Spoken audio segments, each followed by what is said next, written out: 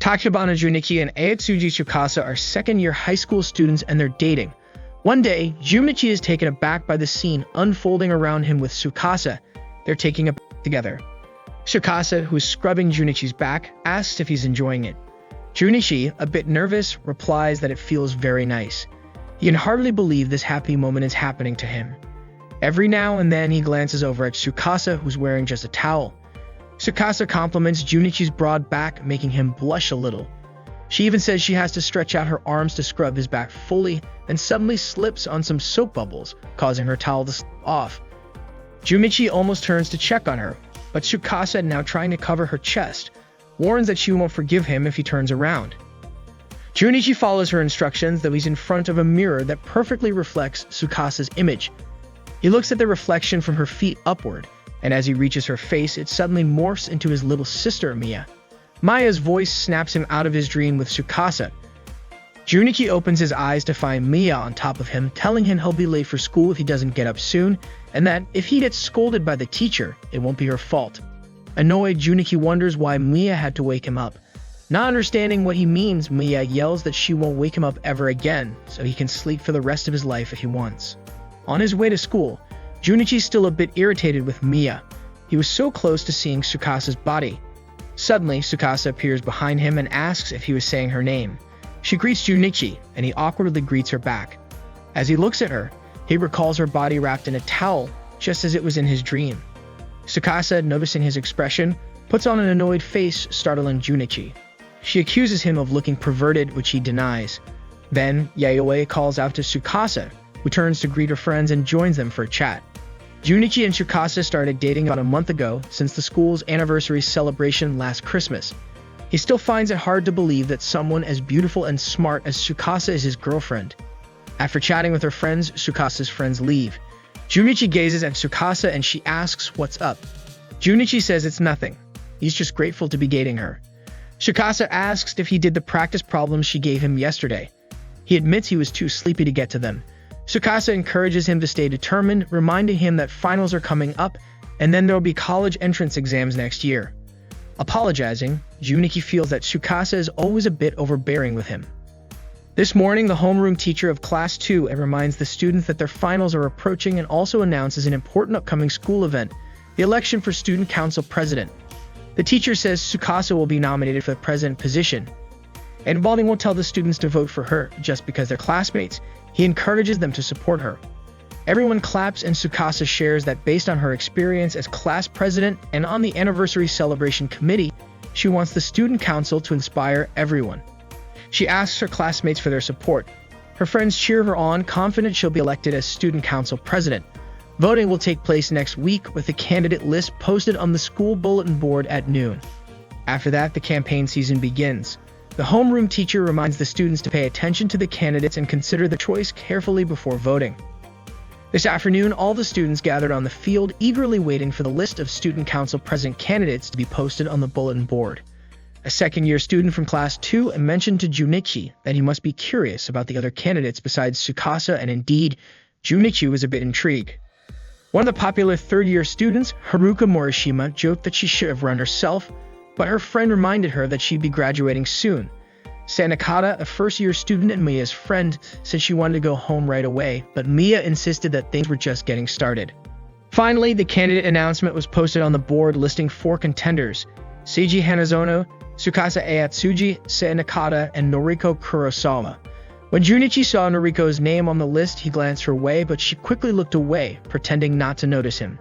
Seiji's friends cheered him on, and several students were surprised to see a first-year candidate. They acknowledged Sei's boldness for stepping up. Sai overheard people talking about her, which made her feel shy, but Mia, as her close friend, kept encouraging her. Ai also chimed in, saying this was a great opportunity for Sei to overcome her shyness.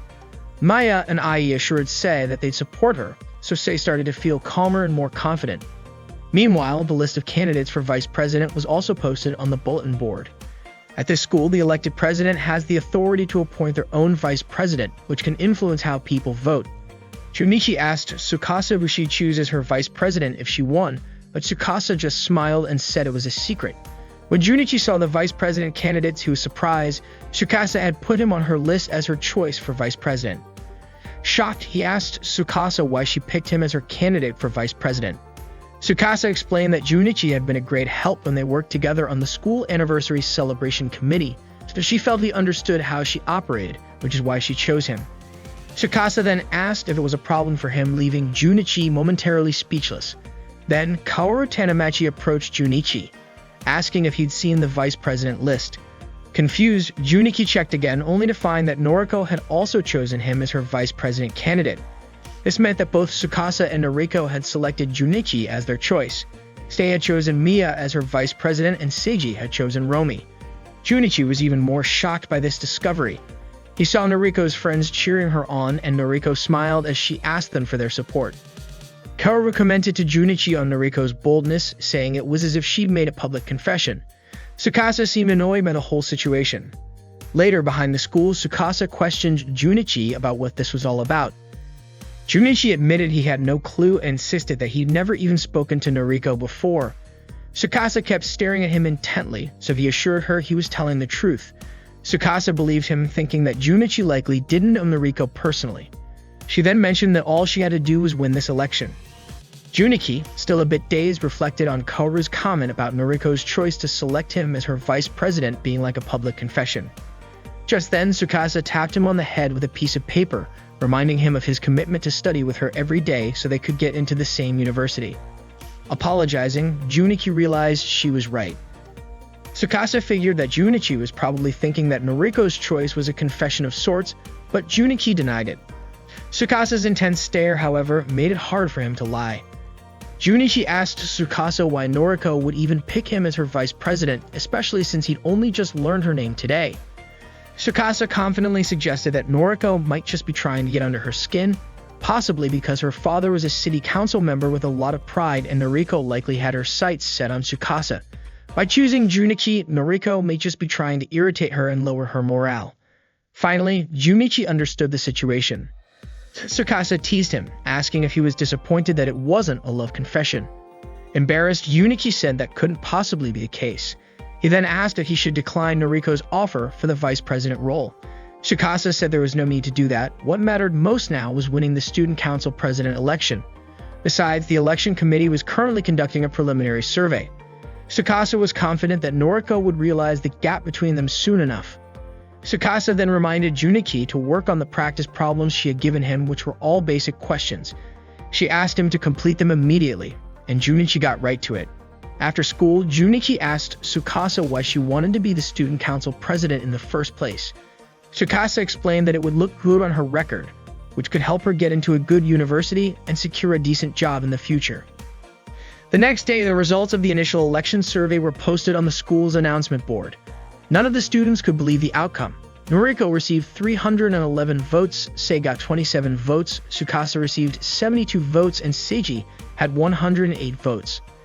Tsukasa's friends couldn't believe she ranked third in this first survey.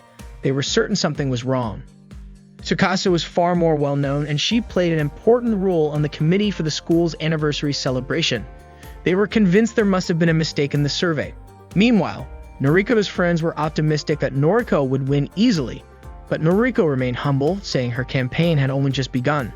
From a distance, Noriko watched Tsukasa, saying that their battle was only now about to start. Tsukasa returned her gaze sharply. During the break, Tsukasa was lost in thought by herself, so Junichi reminded her not to take the survey results too seriously. He pointed out that she still had time until the actual vote and just needed to turn things around before then. Tsukasa remained silent, prompting Junichi to ask if she was listening to him. Tsukasa apologized, explaining that she was deep in thought. She assured Junichi not to worry about her, as it was just a preliminary survey.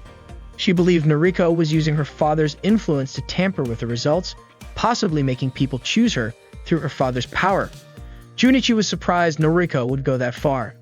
Tsukasa understood Noriko would try to defeat her no matter what, but she saw it as a temporary issue. Junichi asked if she was confident about winning.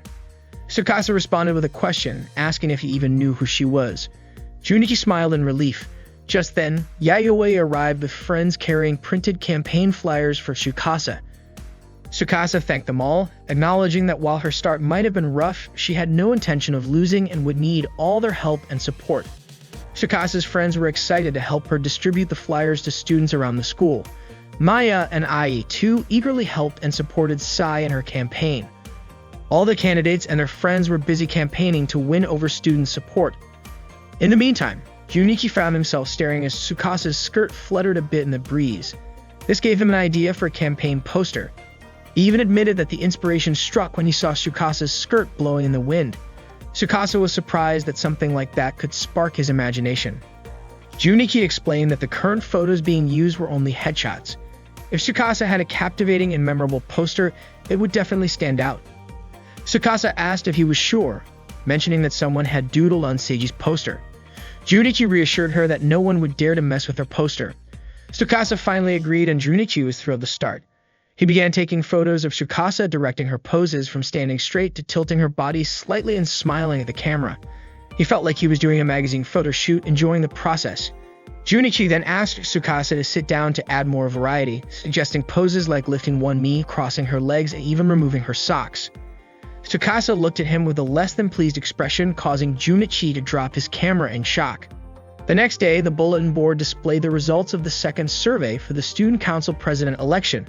This time, Tsukasa placed second, while Noriko still held first. Tsukasa's friends were excited about the improvement, as she was now close to the top rank. They were convinced it was thanks to the new posters. Tsukasa, however, doubted that the posters alone were responsible and instead credited her friends' support, saying that she couldn't have made it this far without their help. With only a little time left before voting, she asked them to keep supporting her until the very end. Meanwhile, Junichi quietly asked Tsukasa why she thought she had gained so many votes.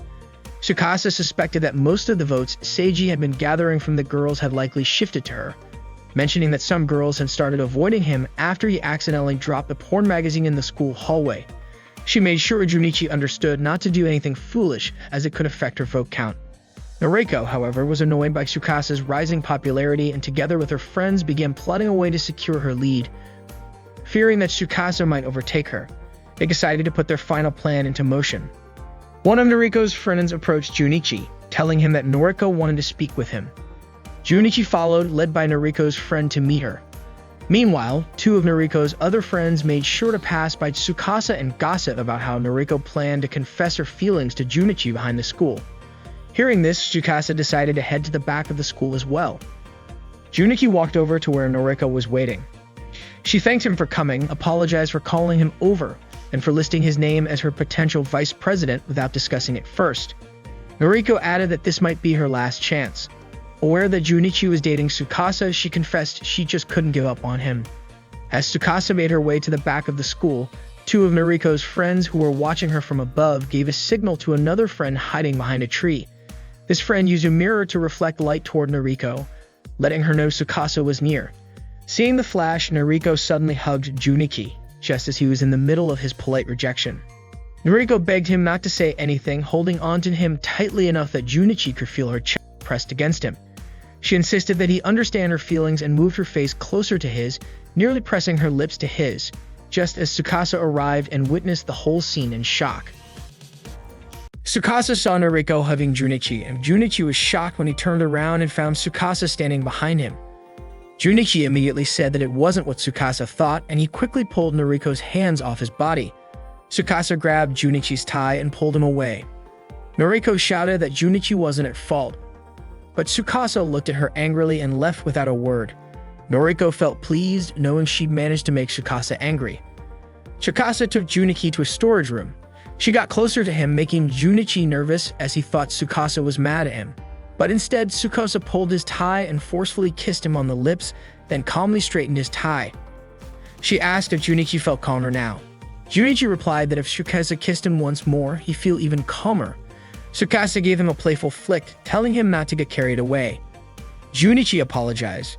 Tsukasa explained that she wasn't mad because Junichi almost kissed Noriko, but because he'd fallen so easily into Noriko and her friend's trap. Junichi was surprised to hear this. Tsukasa went on to say that Noriko and her friends probably told Junichi that Noriko had something to say to him, and he just followed them without question. Then Noriko confessed her feelings to Junichi, and when he turned her down, she tried to hug and kiss him. Junichi asked if Tsukasa had seen it happen. She hadn't, but she knew their tricks well enough. Tsukasa was frustrated that Junichi hadn't noticed the trap. Junichi asked why they would set him up like that. Tsukasa explained that it was just like when Noriko wrote down Junichi's name as her candidate for vice president. This was just another way of trying to mess things up, only now it was more direct. Junichi realized that Noriko was doing all this to try to win the election for student council president. He hadn't thought she would go so far to win, but Tsukasa was sure that Noriko was determined to defeat her by any means necessary. The most important thing Tsukasa stressed was for Junichi not to fall into her traps again. Junichi nodded in understanding and promised to be careful. However, Tsukasa still didn't fully trust him, so she wanted him to swear. Tsukasa asked Junichi to promise not to kiss any other girl besides her. Junichi swore that he only loved Tsukasa and wouldn't kiss anyone else, adding that he'd be thrilled if she kissed him once more. But Tsukasa refused to give him another kiss, feeling that one kiss should be enough.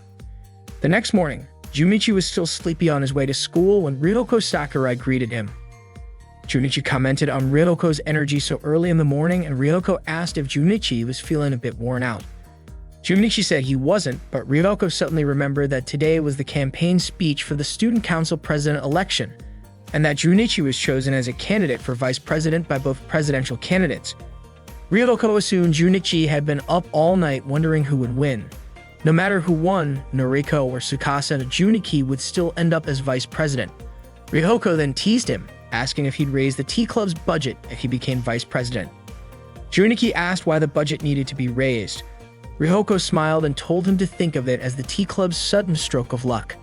Junichi replied that it wouldn't happen, pointing out that it would be more important to focus on getting new members for the tea club.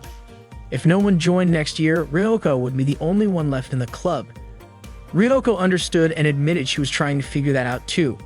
Junichi then asked why she was so focused on increasing the budget. Ryoko reasoned that they would need extra funds to recruit members, suggesting they buy snacks for recruiting events, snacks for lunch breaks, and a stash of snacks just in case. Junichi was puzzled as to why everything seemed to revolve around snacks. Meanwhile, Yayoi and some other friends brought a sash for Tsukasa to wear during the campaign, decorated with messages of support from everyone in their class. This was actually Junichi's idea. Yayoi asked if Tsukasa liked the sash. Tsukasa was thrilled and thanked her friends, saying it would give her the strength she needed. The election committee announced that speeches from the student council president candidates would begin shortly and asked all first and second year students to gather in the gym. Haruka, a popular third-year student, once again mentioned that she should have run for the position. Her friend, tired of hearing this, reminded her of something. Haruka already knew what her friend would say, that she'd be graduating soon. Haruka seemed thrilled by the excitement of the election. Her friend understood that Haruka likely just wanted to join in on the fun and commented on what would happen if she ran and actually got elected. Haruka casually responded that she would just hand over the position to anyone who wanted it or could even come back from college to handle it. Meanwhile, two third-year members of the tea club were discussing that if they'd put Ryoko forward as a candidate and she won, it could really boost the club's budget, membership, and popularity. However, they agreed that Ryoko wasn't the right fit for a student council president. It wasn't something they could force, and besides, Ryoko was a beloved mascot of the tea club. Suddenly, over in the gym, Ryoko sneezed, a sign, as per Japanese tradition, that someone was talking about her. The first speech came from Sae, who began nervously. She introduced herself, but her speech was filled with stammers, and she nearly froze from embarrassment. Then Mia called out to cheer her on, and the whole room burst into laughter. Sae was grateful to Mia and continued her speech, eventually earning applause from everyone.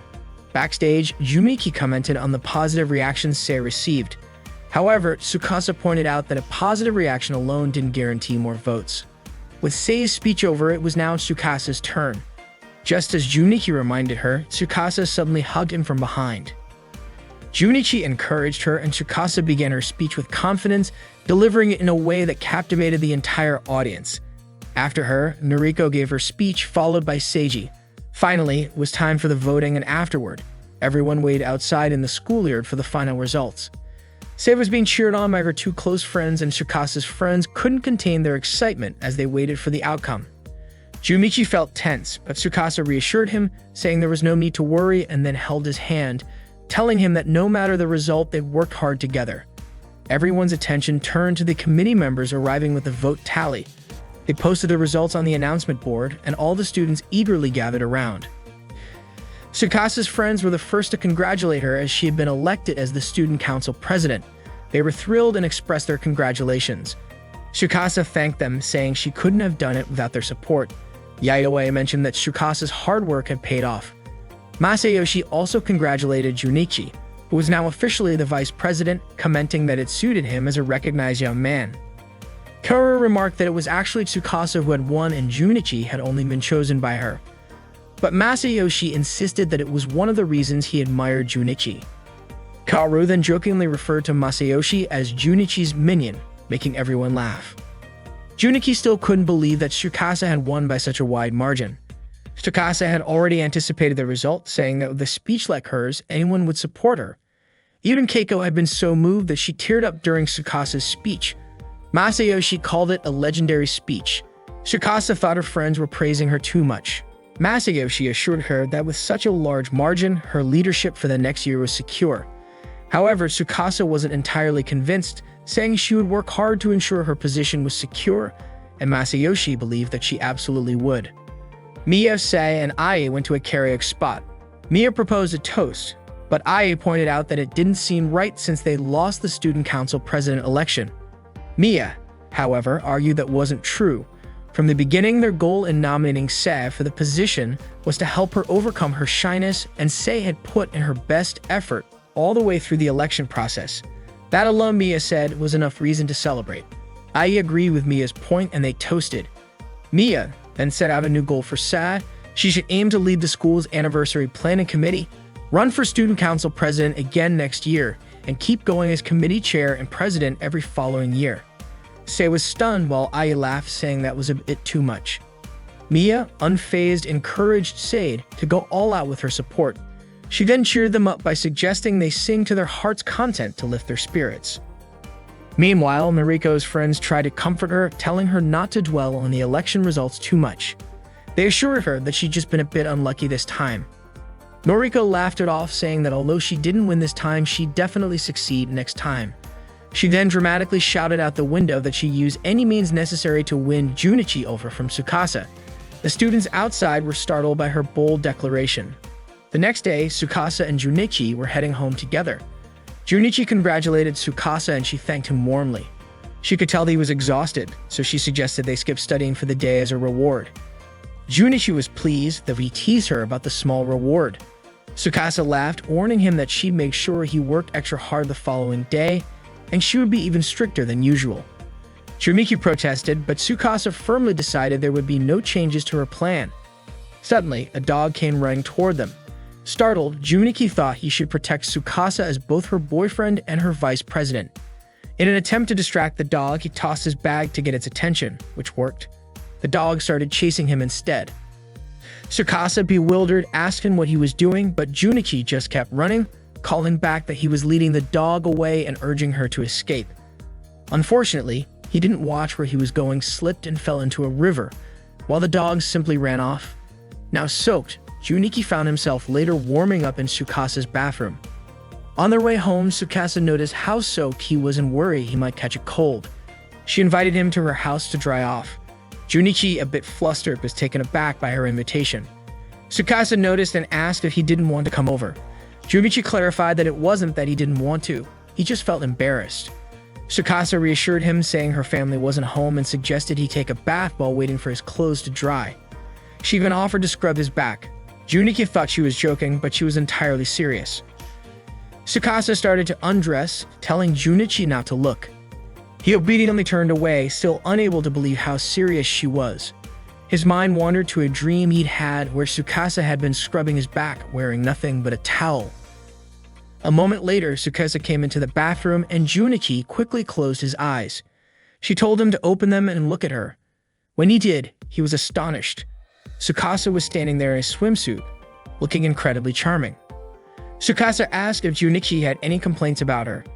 Junichi replied that she looked amazing. In response, Tsukasa playfully knocked him on the head and told him to get out of the bathtub so she could scrub his back.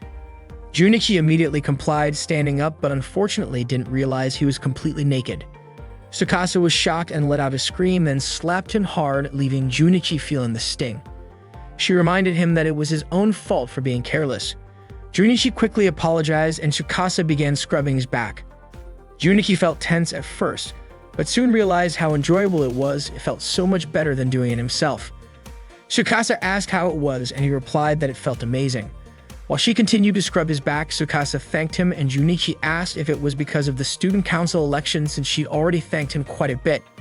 Tsukasa clarified that it wasn't just for that, but also for helping her with the stray dog and the school festival. She acknowledged that Junichi had done so much for her. She also mentioned that she'd be thrilled if they could end up going to the same university. However, Tsukasa made it clear that she wouldn't sacrifice her chance at a good university just for him, which made Junichi laugh as he reassured her he understood. Tsukasa then leaned closer to him, making Junichi nervous, and reminded him of the promise they made to stay together forever. She also made him reaffirm the other promise, that he wouldn't kiss anyone else but her. Junichi agreed, and they shared a kiss. Afterward, Junichi jokingly asked if she'd be satisfied with just one kiss. Today was graduation day at Kibito High School, and Haruka had successfully completed her high school education. Sayamiya and Ai were now moving up to their second year, while Junichi's classmates were entering their final year as seniors. Today also marked the start of the annual budget committee meeting, with all the student council members and class representatives gathering in the council room. Junichi wanted to keep talking to Tsukasa, but they both had to head to the meeting. Tsukasa reassured him that they could chat as much as they wanted afterward. Junichi clarified that, more than anything, he just wanted to spend more time alone with her. But work was work, and so they headed to the meeting room together. The alarm clock in Rihoko's room kept ringing, but she kept hitting the snooze button and didn't get out of bed right away. Kanai wasn't surprised to see this and called out to Rihoko to get up. Rihoko shouted back, greeting Kanai, and then went right back to sleep. Kanai, annoyed, asked how long she planned on sleeping. Rihoko replied that she'd sleep as long as she wanted. After getting ready, Rihoko asked why her alarm didn't go off.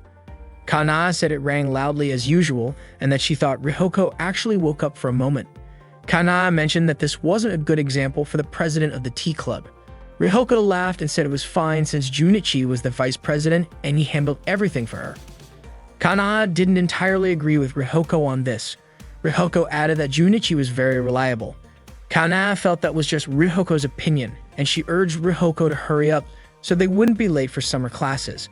It had been a few months since the upperclassmen graduated, and Junichi joined the tea club to keep Rihoko from being alone, but her feelings for him remained unreciprocated. Now summer classes were in session, and the teacher mentioned that the chapter they were studying would likely be on the exams, so she encouraged the students to study it well. Class ended, and they'd be covering modern history next time. Tsukasa asked the teacher a question and went up to the front of the class. Junichi complained to his friend about spending summer break only in class, but one of his friends wasn't going to let that happen. He was confident he'd get 2 or 3 girlfriends over the summer. Kanai invited Rihoko to hang out after school, but Rihoko apologized, explaining that she had to clean the tea club room with Junichi. Kanai offered to help, but it seemed like she thought better of interrupting Rihoko and Junichi's time alone. Rihoko didn't quite understand Kanai's meaning. Kanai leaned in and asked her quietly how things were going with Junichi. Rihoko didn't understand what Kanai meant by progress. Kanai asked if things were going smoothly between her and Junichi, leaving Rihoko unsure how to answer. Kanai got the hint that there had been no progress, saying that Rihoko was too slow, especially since they were already in the same club, so it was only a matter of time. From the outside, everything looked like it was going well. Kanai added that Junichi and Rihoko already seemed like a couple. Rihoko quickly denied Kanai's observation. Kanai commented that Junichi also wasn't very perceptive. Rihoko glanced over at Junichi, who was with Masayoshi. Junichi was returning a videotape to Masayoshi, who then asked how he liked the adult film. Junichi admitted he lost sleep over it, making Masayoshi laugh. Kanai suggested that the most important thing for Rihoko was to make a big firework this summer. Rihoko didn't understand Kanai's metaphor. Kanai explained that it was time for Junichi to find out about Rihoko's feelings. Junichi and Rihoko head to the tea club room to clean it up. Even though they cleaned it before summer break, it's already dusty again. Rihoko comments to Junichi that it's hard to believe the first term has already ended. She notes that at this rate, the second and third terms will pass quickly too, and soon they'll graduate. Curious, she asks Junichi what he plans to do after graduation, but Junichi's only response to all her questions has been, right. This makes Rihoko wonder if he's even paying attention to her. She approaches him and asks if he's okay. Junichi, lying down and looking weak, says he might have heat exhaustion. Ryoko starts fanning him and asks how he ended up like this. Junichi admits he stayed up all night, and when Ryoko asks why, he's a bit startled and says he was studying something. Ryoko assumes he must have been studying for exams. Junichi then asks Ryoko if she's feeling any heat exhaustion, and she tells him she's fine. Junichi jokes that since Ryoko eats and sleeps a lot, she's probably immune to it, though it wouldn't hurt if she had a little heat exhaustion. Confused, Ryoko asks why he would say that, and Junichi explains that if she did, she might lose her appetite. Ryoko didn't realize that could happen, and Junichi teases her by saying she looks a bit rounder now than in the spring. Shocked, Ryoko can't believe it. They head to the student infirmary, which seems empty. Ryoko mentions that wearing her school uniform might make her heavier than usual. Junichi brushes this off, thinking she's just making excuses. After all, he doesn't know her previous weight, so he suggests she go ahead and weigh herself. Ryoko asks him not to watch. She steps on the scale, shocked at the high number. When she turns around, she sees Junichi has one of his feet on the scale too, and she scolds him. After he steps away, she checks her weight again and quickly covers it, not wanting him to see. Junichi asks how much it's changed from before, and Ryoko insists her weight hasn't changed at all. Changing the subject, Ryoko asks if Junichi remembers when they were in 5th grade, just before summer break, and they measured each other like this. Back then, they went to the school infirmary and Junichi measured Ryoko's height. She was thrilled to find out she'd gotten taller. Then it was Junichi's turn and Ryoko measured him. But instead of focusing, Junichi started staring at Ryoko's chest. Excited, Ryoko cheered because this time she was taller than Junichi. Junichi couldn't believe it, but after checking the measuring tape, he accepted it. Not one to back down, Junichi suggested they compare other measurements and Ryoko agreed, asking what else they'd measure. Junichi suggested chest circumference and Ryoko was up for it. He measured her chest, smiling and taking his time with it, while Ryoko shouted for him to hurry up so they could take turns. She then measured Junichi's chest and cheered again when she won. Overjoyed, Ryoko jumped up and down, leaving Junichi frustrated at being defeated once more.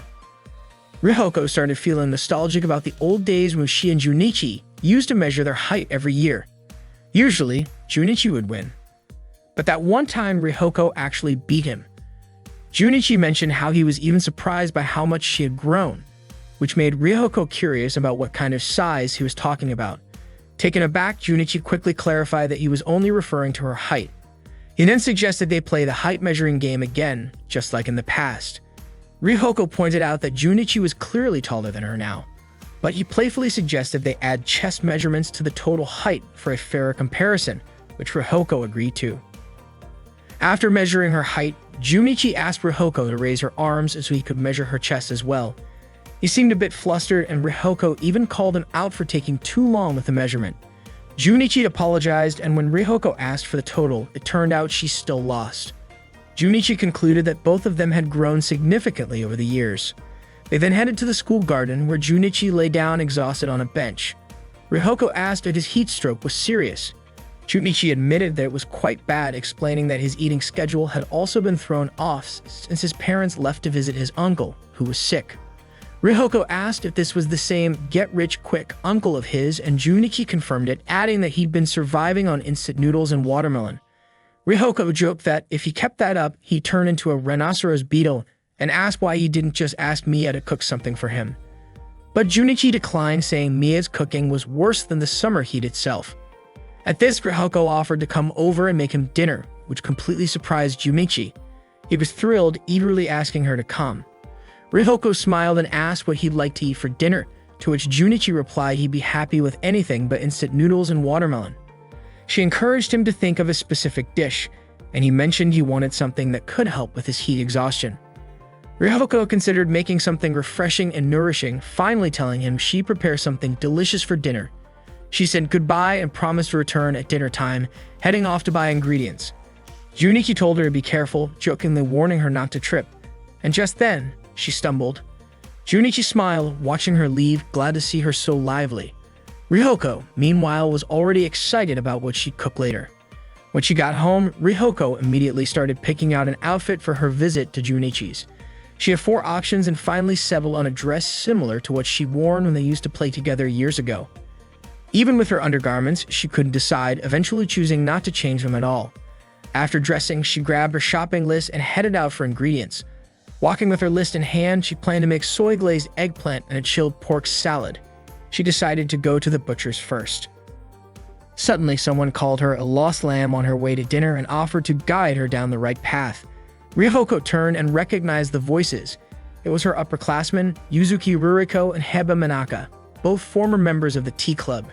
She greeted them happily, and Ruriko commented on how healthy she looked. Ryuhoko asked what they were doing there, and they explained they were conducting scientific research. As students in the marine food department, they were spending their summer breaks studying the ecology of eel species. But Ryuhoko wasn't really listening. She was too distracted by the delicious smell around them. Mia was surprised when her brother told her that Ryuhoko was coming over to cook dinner. She was thrilled, relieved at the thought of finally not having to eat watermelon again.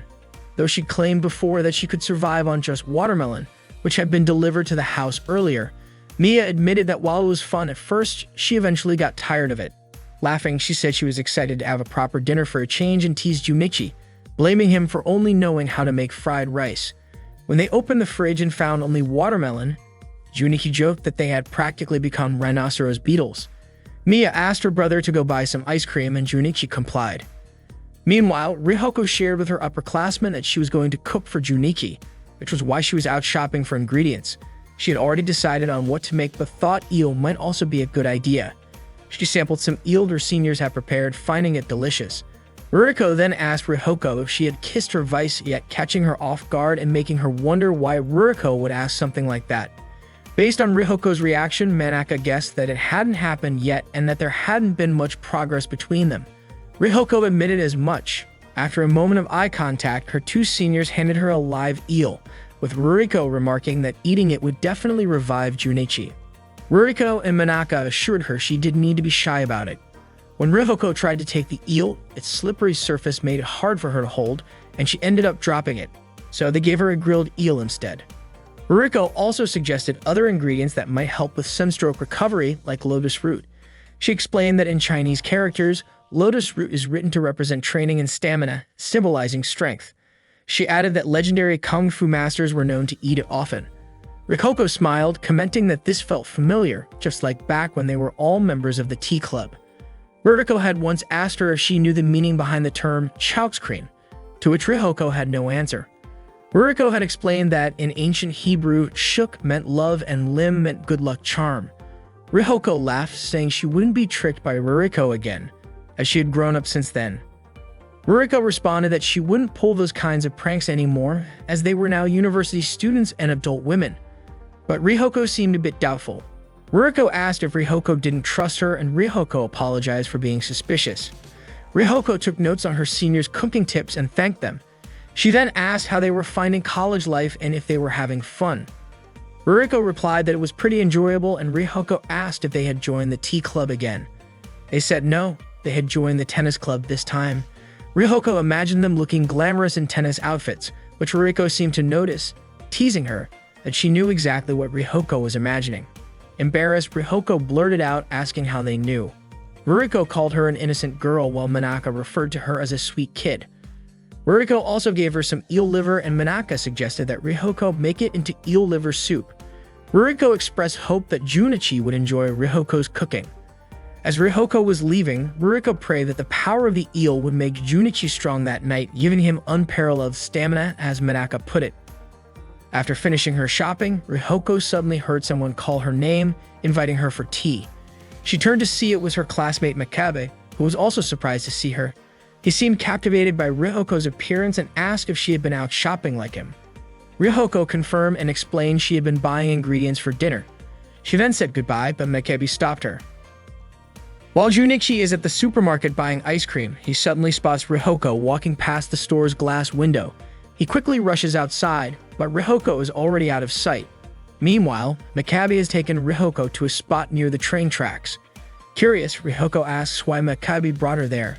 Makabe corners her against the fence and immediately begins complimenting her, saying how beautiful she looks in that outfit and how incredibly attractive she is. Ryuhoko is still unsure about what Makabe is trying to do. He goes on to say that seeing her like this stirs up intense feelings in him and wonders why he never noticed before. McCabe then confesses his love for Rihoko and asks her to go out with him. Taken aback by the sudden confession, Rihoko feels it's all happening too fast. But Makabe insists that love often comes unexpectedly and urges her to accept his feelings. However, Rihoko declines, explaining that she already has someone she likes. From a distance, Junichi catches sight of them. Intrigued, Makabe asks who it is that Rihoko loves. She begins to tell him the person's name, but unfortunately, Junichi can't hear it as her words are drowned out by the sound of a passing train. Makabe cornered Rihoko against the fence and immediately complimented her. He told Rihoko that she looked beautiful in that outfit and also very attractive. Rihoko still didn't understand what Makabe was up to. He added that seeing her now made him feel his passion rising, and for some reason he couldn't believe he hadn't noticed it until now. Makabe then confessed his love to Rihoko and asked her to date him. Rihoko felt it was too sudden, but Makabe insisted that love often comes unexpectedly and urged her to accept his feelings. However, Rihoko declined because she already had someone she liked. From a distance, Junichi watched the scene. Curious, Makabe asked who it was that Rihoko loved. She told him, but unfortunately, Junichi couldn't hear her because her voice was drowned out by the sound of a passing train. After hearing Rihoko say the name of the person she liked, Makabe let her go and told her not to regret rejecting him. Rihoko felt relieved and continued on her way to Junichi's house. Along the way, she remembered Kana's advice that it was time Junichi knew about her feelings. Makabe, meanwhile, continued trying to flirt with other girls who passed by, but unfortunately, this time he ended up hitting on his seniors. Realizing his mistake, he quickly apologized and fled, leaving the upperclassmen smiling at his antics. When Rihoko arrived at Junichi's house, she was warmly welcomed by Miya, who had been waiting for her. Miya eagerly asked if she'd seen Junichi on the way. Rihoko said she hadn't. Not long after, Junichi returned home, surprised to see Rihoko's shoes already at the door. Taking a deep breath to calm his nerves, he greeted everyone. Miya immediately went to her older brother, disappointed to find the ice cream he'd brought had melted. Junichi greeted Rihoko, who smiled and thanked him for letting her come over. Their awkwardness didn't go unnoticed by Miya, who asked what was going on between the two of them. Both Rihoko and Junichi said that there was nothing going on. Rihoko then offered to start cooking since Junichi and Miya were probably hungry. Miya volunteered to help, but Junichi stopped her, reminding her of the time she mixed up dashi with barley seasoning, which had made the miso soup taste strange. Rihoko just smiled at the sibling squabble. Miya shushed her brother, saying that everyone makes mistakes sometimes. While waiting for the food to be ready, Miya and Junichi watched TV together. Rihoko was busy cooking when Junichi approached her. Rihoko called out to him, and Junichi said he wanted to ask her something. He told her that when he was out buying ice cream, he'd noticed a lot of couples out and about this summer. Junichi then asked Rihoko what she thought about that. After thinking back to her own shopping trip, Rihoko said she didn't see that many couples. Junichi replied that maybe it was just a coincidence. Rihoko then asked if that was all they wanted to say. Junichi, flustered, said yes, that was all, and turned to go back to the TV room. However, Rihoko called him back, feeling nervous about saying something, but ultimately stopping herself and just telling him that she'd make something delicious for him. Junichi replied that he was looking forward to her cooking and returned to the TV room. Rihoko felt disappointed in herself for not confessing her feelings, quietly calling herself pathetic.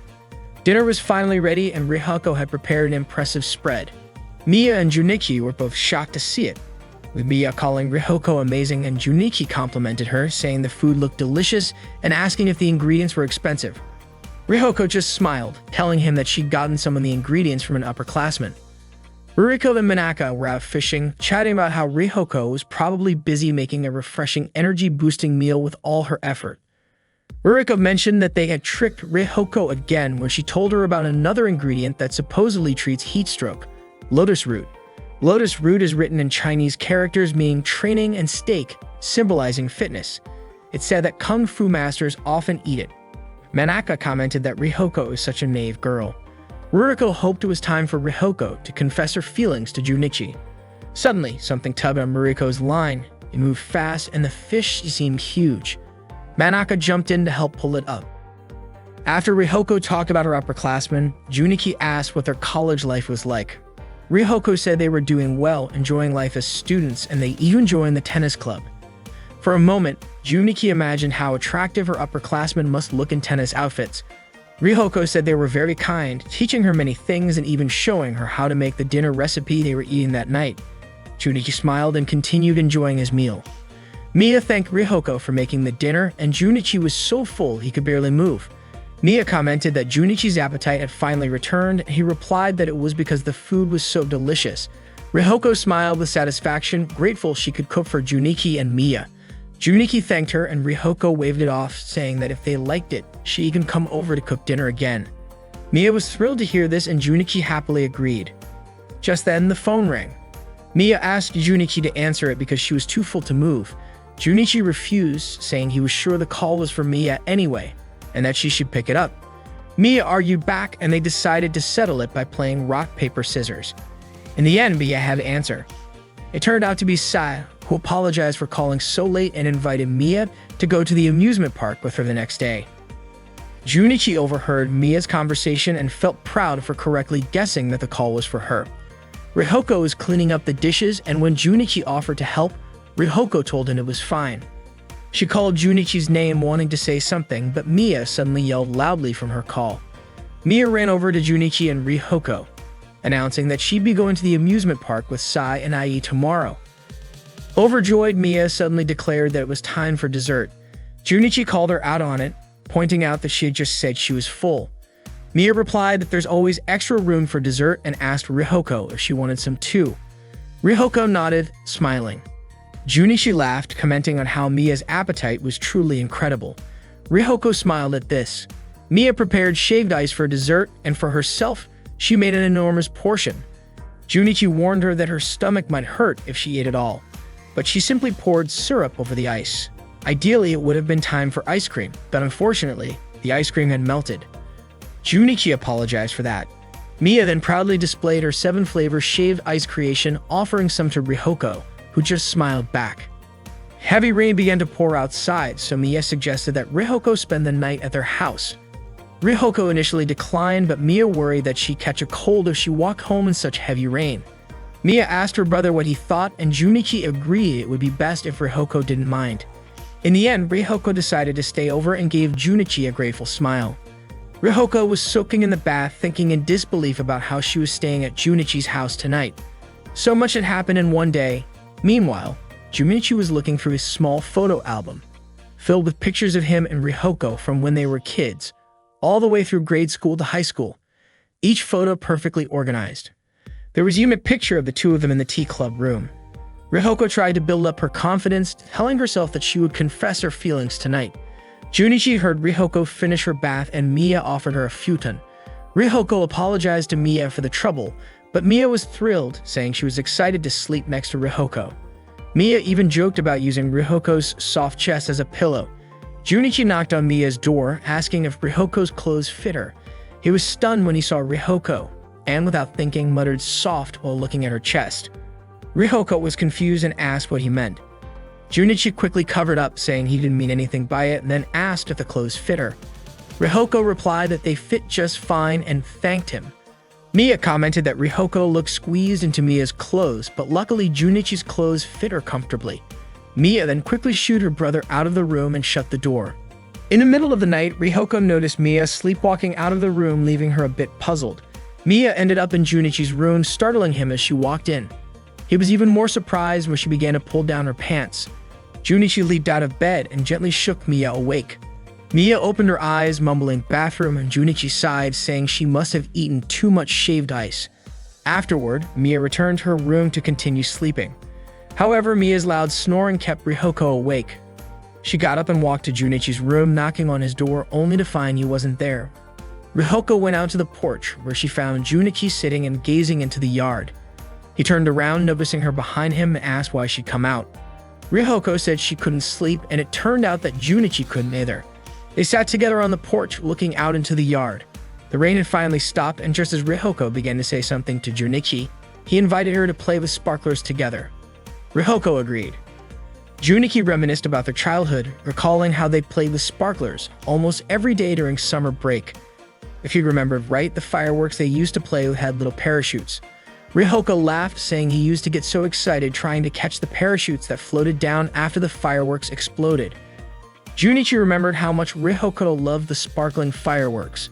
She told him the sparkling lights of the fireworks were so beautiful. They'd even had competitions to see whose firework would last the longest, and when Junichi's went out first, Rihoko would give him hers, only for it to go out soon after. They recreated those childhood memories by lighting sparklers together.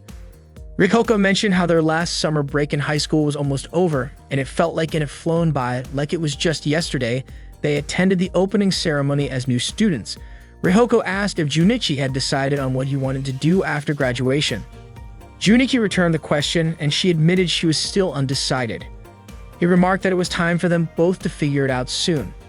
Junichi said that ever since kindergarten, they had always been together, no matter where they went. Rihoko was about to say something to Junichi, but held back out of nervousness. Suddenly, she was startled when Junichi mentioned how nice it would be if things could stay just like this. Rihoko tried to speak up, but again hesitated. Right as Junichi accidentally stepped on a firework, causing him to fall forward, nearly landing on Rihoko. They found themselves face to face, locking eyes. Both quickly apologized, turned away in embarrassment, and sat in silence for a moment before simultaneously calling each other's name. Junichi then confessed that he liked her. He admitted that he hadn't realized how close they'd gotten, but he knew he had always liked her and was certain of his feelings. Rihoko smiled, saying she felt the same, that she liked him too and always wanted to be together. With that, the two shared a kiss. The next morning, Junichi and Rihoko were having tea together. Junichi praised the green tea, saying it was delicious, probably because Rihoko had made it. Rihoko smiled and said it was likely because she'd made it for someone she liked very much. Just then, Mia walked out to join them and greeted them cheerfully. In an instant, Rihoko and Junichi moved a little farther apart.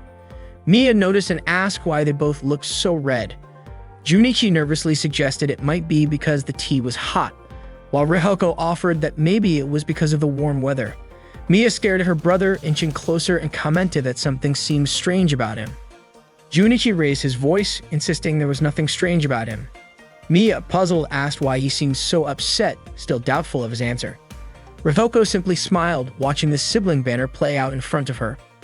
Junichi and Ai went to the beach together, and Junichi mentioned that he felt really cold. Of course, it was freezing since they went to the beach during winter. It was Junichi's idea to come here in the first place.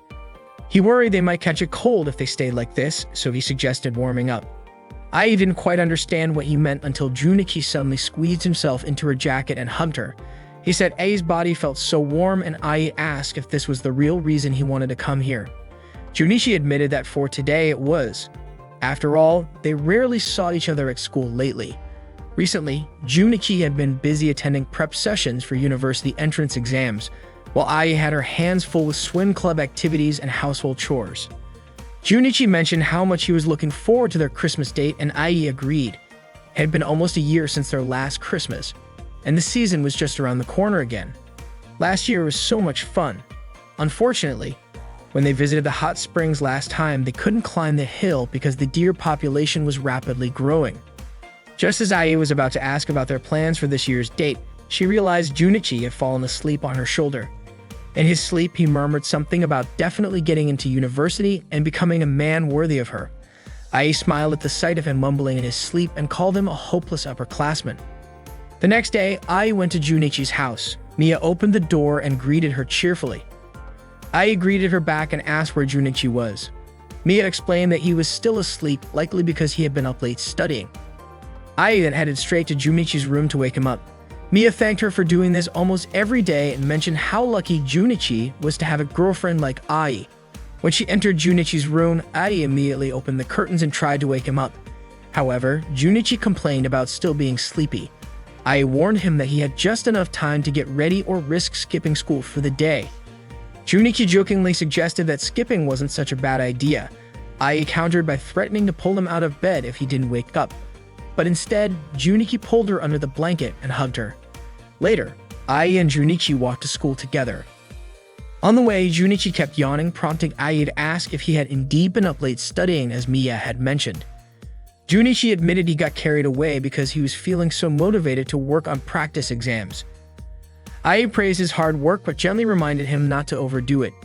Junichi thanked her for the advice. When they reached school, Ai's friends greeted her, teasing her about how lovey-dovey she and Junichi seemed every morning. Ai blushed in embarrassment. In class, Masayoshi was pleading with Junichi about something. Confused, Junichi asked him what was going on. Masayoshi explained that if things continued like this, his 3 years of high school would feel meaningless. He desperately wanted to have a girlfriend before Christmas. Masayoshi insisted that Junichi must know someone, maybe through his sister or Ai, and begged to be introduced to a girl. Although Junichi couldn't guarantee anything, Masayoshi kept pleading, saying Junichi was his only hope. As Masayoshi continued to tug at Junichi in desperation, they ended up falling to the floor, landing awkwardly on top of each other. Masayoshi kept pleading with Junichi, who tried to push him off. This bizarre scene was witnessed by Kiko and Kaoru, who were left utterly confused about what Masayoshi and Junichi were doing. During the lunch break, most students headed to the cafeteria to relax, but Junichi chose to spend his time in the library. There, Tsukasa approached him and asked if he was studying. Junichi explained that his prep class was on break that day, so he decided to change the scenery a bit. He then asked if Tsukasa was also studying and mentioned that she had already received an offer from a university. Tsukasa replied that studying had become a habit for her, and she felt uncomfortable if she wasn't doing it. Junichi admired her dedication, admitting he wished studying would become a habit for him too. Tsukasa simply smiled, unsure of how to respond, and left. Feeling it was time to head home, Junichi suddenly remembered something and decided to visit the swimming pool. The place was bustling with activity, as several new members had recently joined. Junichi became engrossed in watching the swim club members, almost forgetting why he came there in the first place. Among them, he noticed Ai teaching the new members how to swim. Watching her take charge as captain reminded him of their senior, Sukahara Hibiki, from the previous year. Junichi waved at Ai, but she returned his gesture with a sharp glare. Junichi was scolded by Ai, who reminded him that boys weren't allowed in the pool area while the girls' swim club was practicing. Had he forgotten the rules? Junichi admitted he hadn't forgotten. He just wanted to see Ai. However, he apologized for breaking the rules. The swim club members, noticing the exchange, teased Ai, suggesting she go easy on Junichi since everyone knew she often looked toward the entrance around this time. Embarrassed, Ai realized Junichi now knew she had been eagerly awaiting him. Ai asked Junichi if he regretted what he had done and warned him not to come back during club activities. Junichi sincerely apologized and promised not to repeat his mistake.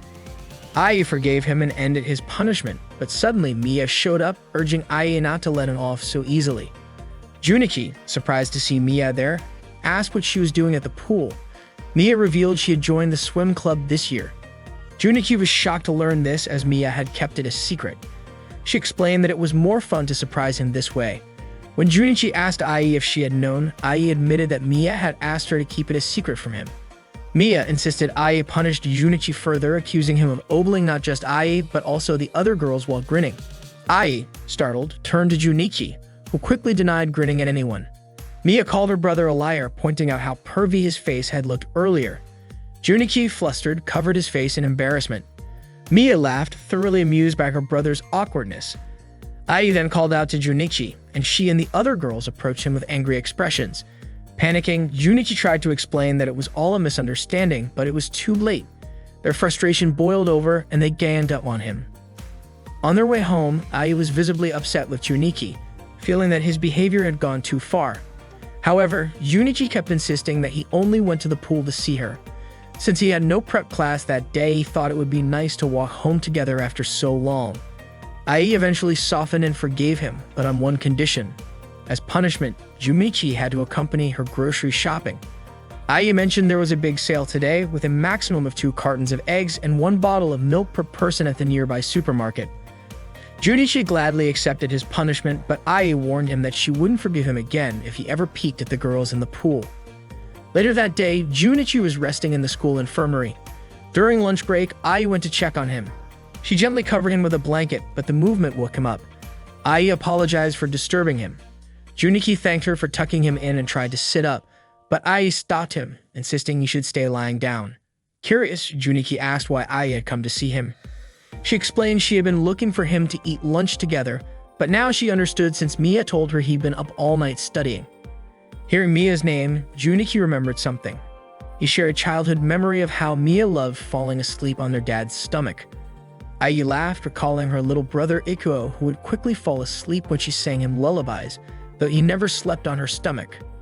Junichi then jokingly suggested he might fall asleep better if Ai let him rest on her stomach while she sang him a lullaby.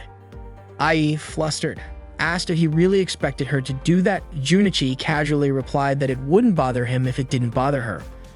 Ai naturally refused, saying it would be way too embarrassing if someone walked in. Junichi countered that it wouldn't be an issue if they closed the curtain around the bed, confidently claiming it would relieve all his study-induced fatigue. Ai hesitated for a moment before reluctantly agreeing, sighing as she closed the curtain. She asked how to go about it, clearly uncomfortable with the situation. After Junichi lay his head on her lap, Ai covered his eyes, muttering how embarrassing it felt. Junichi shifted slightly, but Ai scolded him to stay still. Finally, Ai began singing a lullaby she used to sing to her younger brother. To her surprise, it worked. Junichi quickly drifted off into a peaceful sleep. That evening, Ai reminded her brother Ikuo to prepare his school books and go to bed. However, she found him already fast asleep under the kotatsu. She woke him gently, urging him to move to his bed. Once Ikuo went to his room, Ai began thinking about where she and Junichi should go for their Christmas Eve date. The next day, Junichi approached Ai looking troubled. He apologized, saying that his prep class results from last week had just come in, and he was struggling to figure out how to tell her. Ai asked if his results were bad, and Junichi nodded.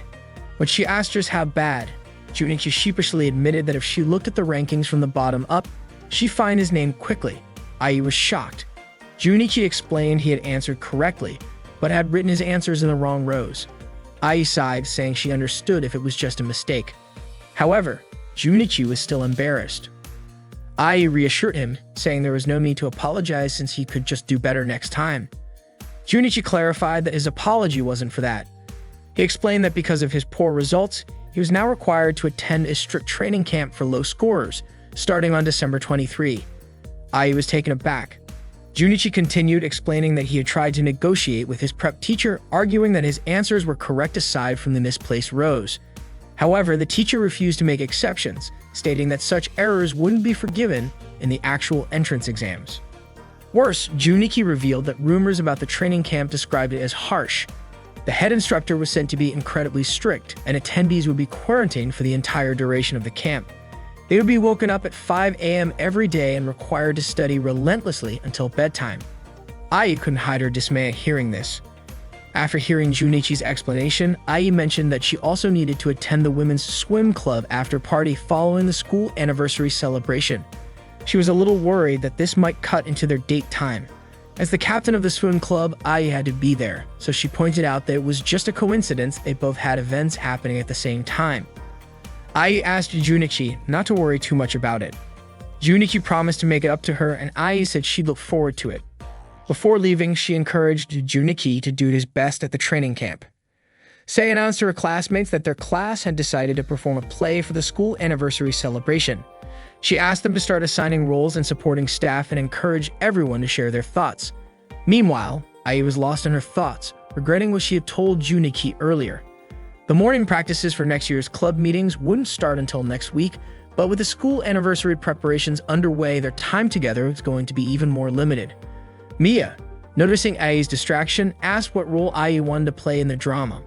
Although Mia knew Ai was already busy running the Odin stall, she suggested Ai try participating in the play too. It might be a chance for her to enjoy both. Unfortunately, Ai wasn't paying attention to Mia's words. All the students were busy with preparations for the school festival, and Ai was no exception. Junichi, on the other hand, was preoccupied with his prep classes, leaving them with no time to meet. Ai's constant worrying began to concern Sai and Mia.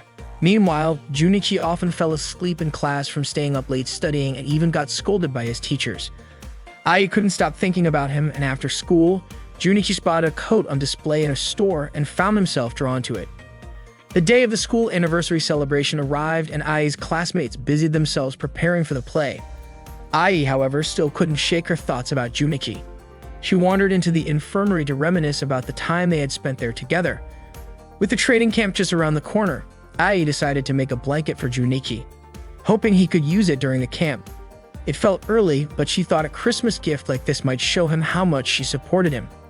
Elsewhere, Kiko was chatting with Kaoru about good places for a Christmas date. Kaoru suggested Port Tower, a popular spot, and mentioned other options like amusement parks, movie theaters, and karaoke places. Kiko wondered if any Christmas-themed movies would be playing in theaters. This reminded Kaoru of a special aquarium show held exclusively on Christmas Day. Kiko imagined spending Christmas Eve with someone she loved at a magical aquarium, thinking it would be incredibly romantic. Kaoru agreed, saying an atmosphere like that would make any guy swoon. Just imagining it made Kiko's heart race. Unbeknownst to them, Ai overheard their conversation. Kaoru then laughed, realizing it was pointless for her and Keiko to discuss Christmas date spots since neither of them had a boyfriend. Ai was reminded of what Mia had told her earlier, that Junichi had been taken to the training camp by his prep school last night. Mia explained that the camp hadn't officially started yet, but students with especially low scores had to begin earlier to study longer. According to Mia, people from the prep school had suddenly arrived at their home and taken Junichi away. Before leaving, Junichi asked Mia to let Ai know. When Christmas Eve arrived, couples everywhere spent the evening together, celebrating the holiday with their loved ones, except for Ai. She celebrated alone, thinking about Junichi, who was likely studying hard at the camp. She tried to understand his situation, knowing how important it was for him. As she walked home, her mind was filled with memories of the moments they had shared together. Today marks the 58th anniversary celebration of Kibito High School, with various events being held on campus, including food stalls, games, and a drama performance by Mia's class. The play they performed was Romeo and Juliet, where Sae played Juliet and Mia took on the role of Romeo. The audience was thoroughly entertained by their performance. Meanwhile, Ai was busy managing the Odin stall, cheerfully serving customers. Before long, some junior members of the swimming club offered to take over, encouraging Ai to take a break. Grateful, she thanked them and stepped outside to the schoolyard to gaze at the moon. Her thoughts drifted to Junichi, who was diligently studying at his training camp. At the study camp, Junichi was focused on solving mock exam questions with determination. Back at the schoolyard, Ai couldn't stop thinking about him. She recalled how much fun they had last year, working together at the Odin stall and then swimming together at the hot springs. Tears unexpectedly welled up in her eyes as she missed Junichi deeply. She didn't understand why she felt so vulnerable. Meanwhile, Junichi successfully completed his exam exercises quickly, his hard work paying off. The anniversary celebration eventually came to an end. Sae and Mia expressed their gratitude to all their classmates who had helped. Ai approached them and complimented Mia and Sae, saying they looked perfectly in sync during the drama. Mia laughed, crediting their success to Sae. Sae, on the other hand, apologized, saying she only fully understood her role at the last minute. Mia dismissed Sae's concerns, insisting that the audience had loved the play. Ai also apologized for not being able to help with the drama, but Maya reassured her that it wasn't a problem since she knew Ai had been busy as the captain of the girls' swim team. Maya even apologized for not being able to assist at the Odin stall. Ai responded that the new members had worked hard, so everything went smoothly there. The three of them smiled, satisfied that the celebration had gone well. However, Ai's expression soon turned somber again. Noticing Ai's mood, Mia suggested they have a sleepover at Sae's house that night. Mia invited Ai to join, and Sae happily agreed. Though Ai hesitated at first, Mia's persistent persuasion eventually convinced her. The three girls walked home together, braving the cold night air. Mia couldn't wait to get to Sae's house to start their little party. Ai asked what they'd be doing at the sleepover, and Mia enthusiastically suggested a gaming competition, followed by a heart-to-heart sharing session, and ending with a steamed bun eating contest.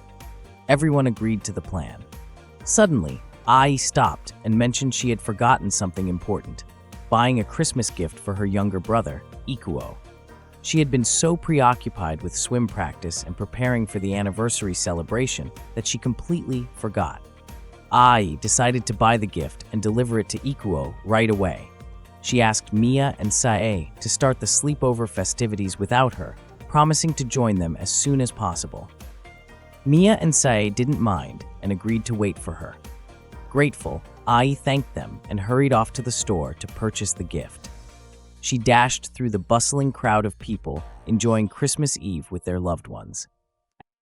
As Ai walked down the street, her thoughts drifted to the moments she shared with Junichi. both of them looking forward to the Christmas Eve date they were supposed to have.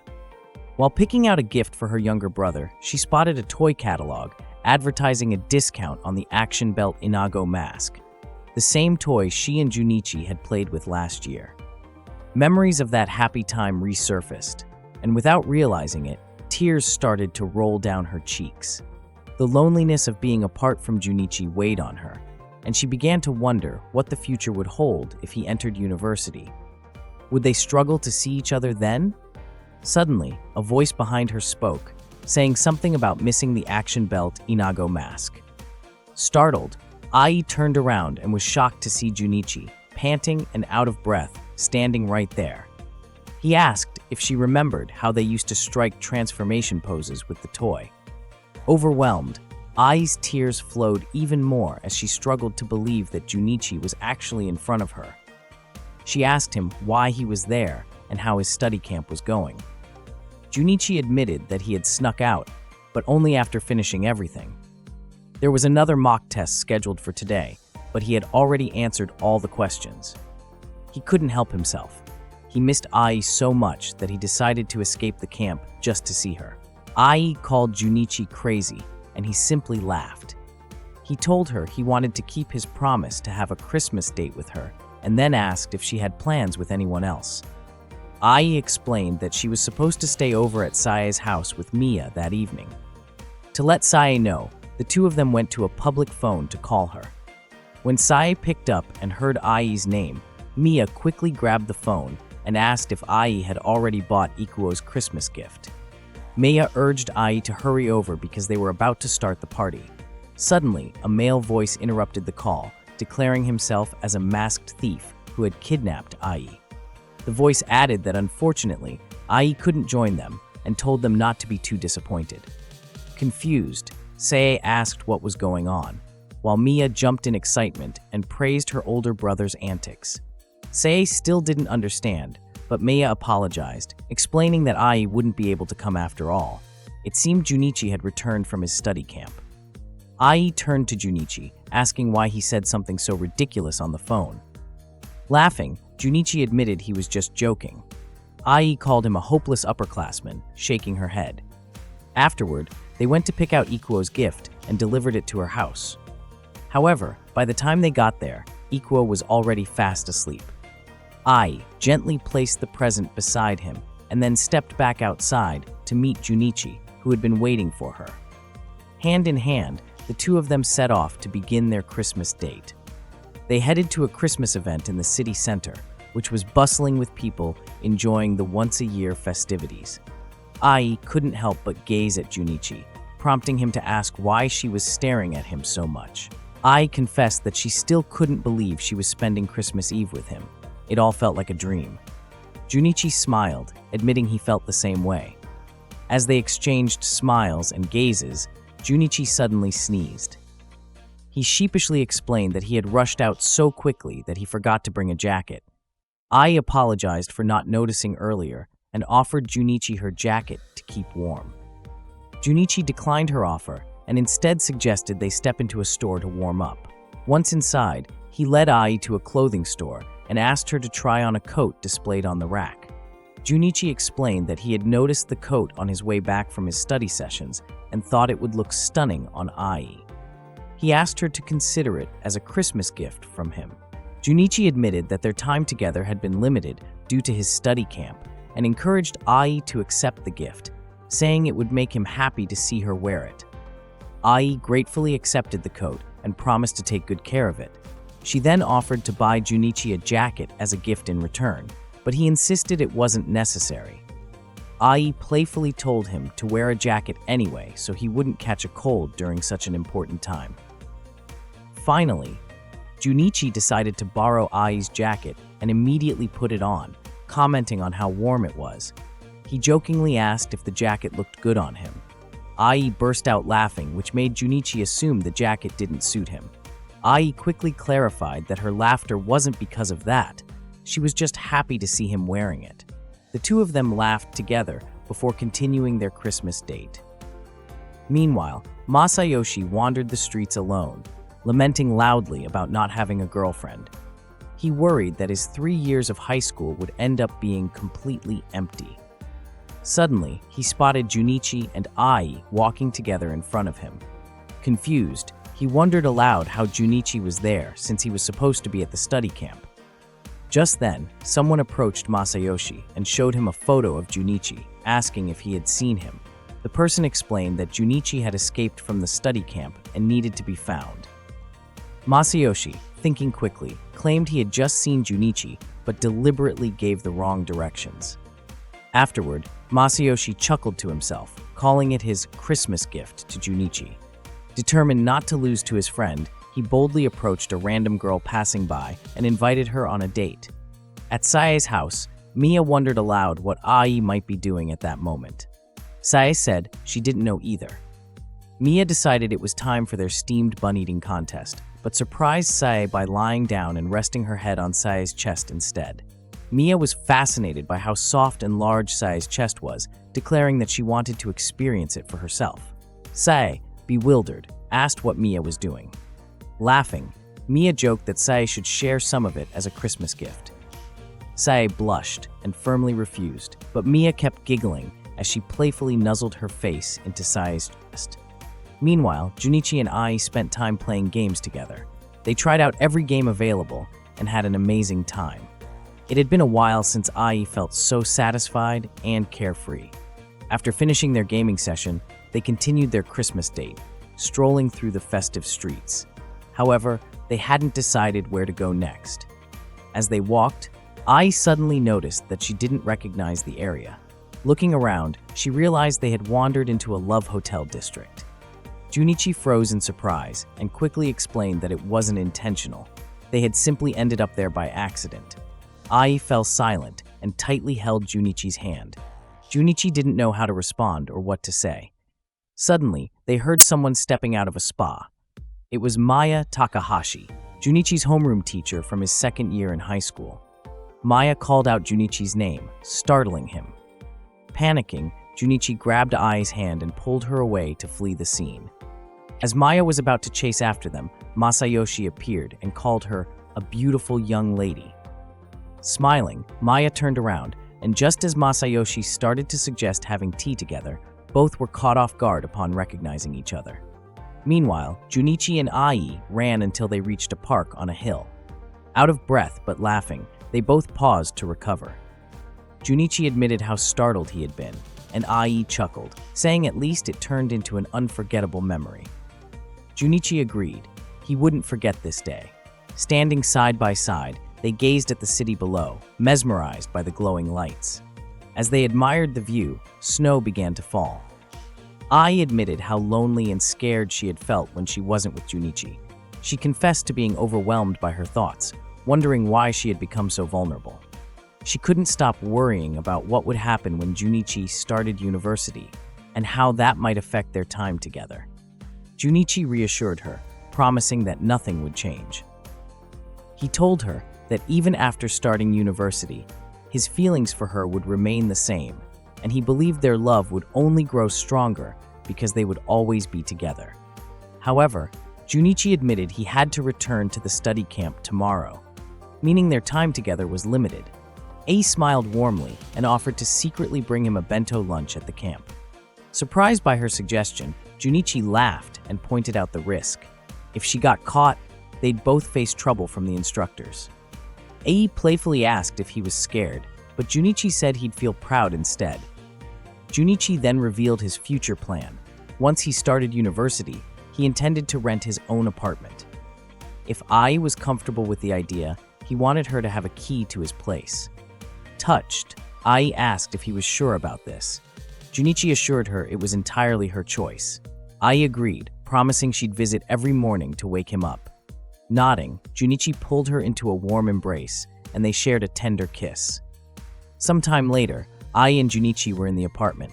Ai gently woke Junichi, telling him the fireworks had started. They opened the window to watch the dazzling display. Junichi beamed with excitement as the first firework lit up the sky. Ai laughed, teasing him for acting like a child. Junichi asked if he really seemed that childish, and Ai responded by calling him a big kid. They both laughed together, enjoying the breathtaking view. As they continued watching, Ai expressed her desire to see fireworks with Junichi again next year, and every year after that. Junichi wholeheartedly agreed, wanting to always be by Ai's side. Ai leaned closer and softly asked Junichi to always take care of her. Inago Mask appeared, taking down the villains during a live show. Kaoru, acting as the MC, hosted the event with great energy. She encouraged the audience to cheer for Inago Mask. Junichi played the role of one of the villains, but he was annoyed because Kaoru seemed to enjoy watching him get attacked by Inago Mask. Kaoru shouted for Inago Mask to defeat all 3 enemies in a single strike. Inago Mask responded by unleashing a series of moves: Inago Punch, Inago Kick, and finally Inago Attack, which sent Junichi flying backstage. Junichi, frustrated because the scene didn't follow the script, began plotting his revenge. Meanwhile, Kaoru continued to lead the show, thanking the audience for helping Inago Mask win. Suddenly, a group of kids yelled to Kaoru, pointing out something behind her. It turned out Junichi had transformed into a monster. First, with a super change, he became a sea cucumber monster, tying Kaoru up with a rope. Kaoru immediately realized this was off-script. Then, with an ultra change, he transformed into a whale monster, spraying water at Kaoru and soaking her, leaving her drenched and her figure somewhat revealed. The audience wasted no time snapping photos. Finally, he made a deluxe change into a squid monster. Kaoru and Junichi had planned this performance beforehand as part of their summer break activities. One morning, Kaoru walked into Junichi's classroom. Curious, she asked why he had called her there so early. Junichi explained he needed help with an art assignment. He admitted he was struggling with his drawing and was worried he'd get into trouble if he couldn't improve. Pleading for her assistance, Kaoru happily agreed, knowing she was good at drawing. She looked at Junichi's sketch and initially thought he was attempting abstract art. She remarked that it seemed challenging, only to realize it was supposed to be a landscape, specifically the view from the classroom window where Junichi sat. Surprised, she couldn't believe the messy lines were meant to represent a scene. Junichi apologized for how bad his drawing was. Kaoru then sat in Junichi's seat, catching him off guard. He asked what she was doing, and Kaoru explained that she wanted to adjust his perspective to improve the drawing. When Junichi asked why she needed to sit in his chair, Kaoru teased him, asking if it wasn't allowed. Flustered, Junichi couldn't object, and Kaoru told him to relax. However, while Kaoru stayed carefree, Junichi became increasingly nervous because she was sitting right in front of him. Kaoru studied the drawing briefly, and when Junichi asked if it could still be fixed, she assured him she'd give it a try. With enthusiasm, Kaoru began sketching on his paper. However, her constant movements made the situation awkward for Junichi. Her body swayed as she worked, causing her hips to unintentionally brush against him. Kaoru laughed, fully absorbed in her drawing, while Junichi tried his best to keep calm.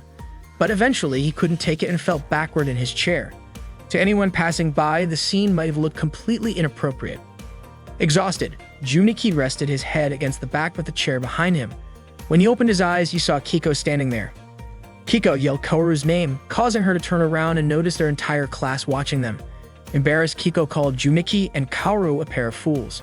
She dragged Kaoru out of the classroom, telling her she couldn't believe they'd done something so inappropriate at school for everyone to see. Kaoru explained that the incident that morning was a misunderstanding and not what everyone thought. Unfortunately, everyone already knew that she and Junichi were dating. Kaoru asked Kiko if she and Junichi really looked like a foolish couple earlier, and Kiko nodded. Embarrassed, Kaoru covered her face. Kiko observed that despite dating for over half a year, Kaoru and Junichi still behaved like close friends. Kaoru admitted that neither she nor Junichi wanted things to change between them. Kiko advised her that moments like what happened that morning should probably be reserved for when they were alone.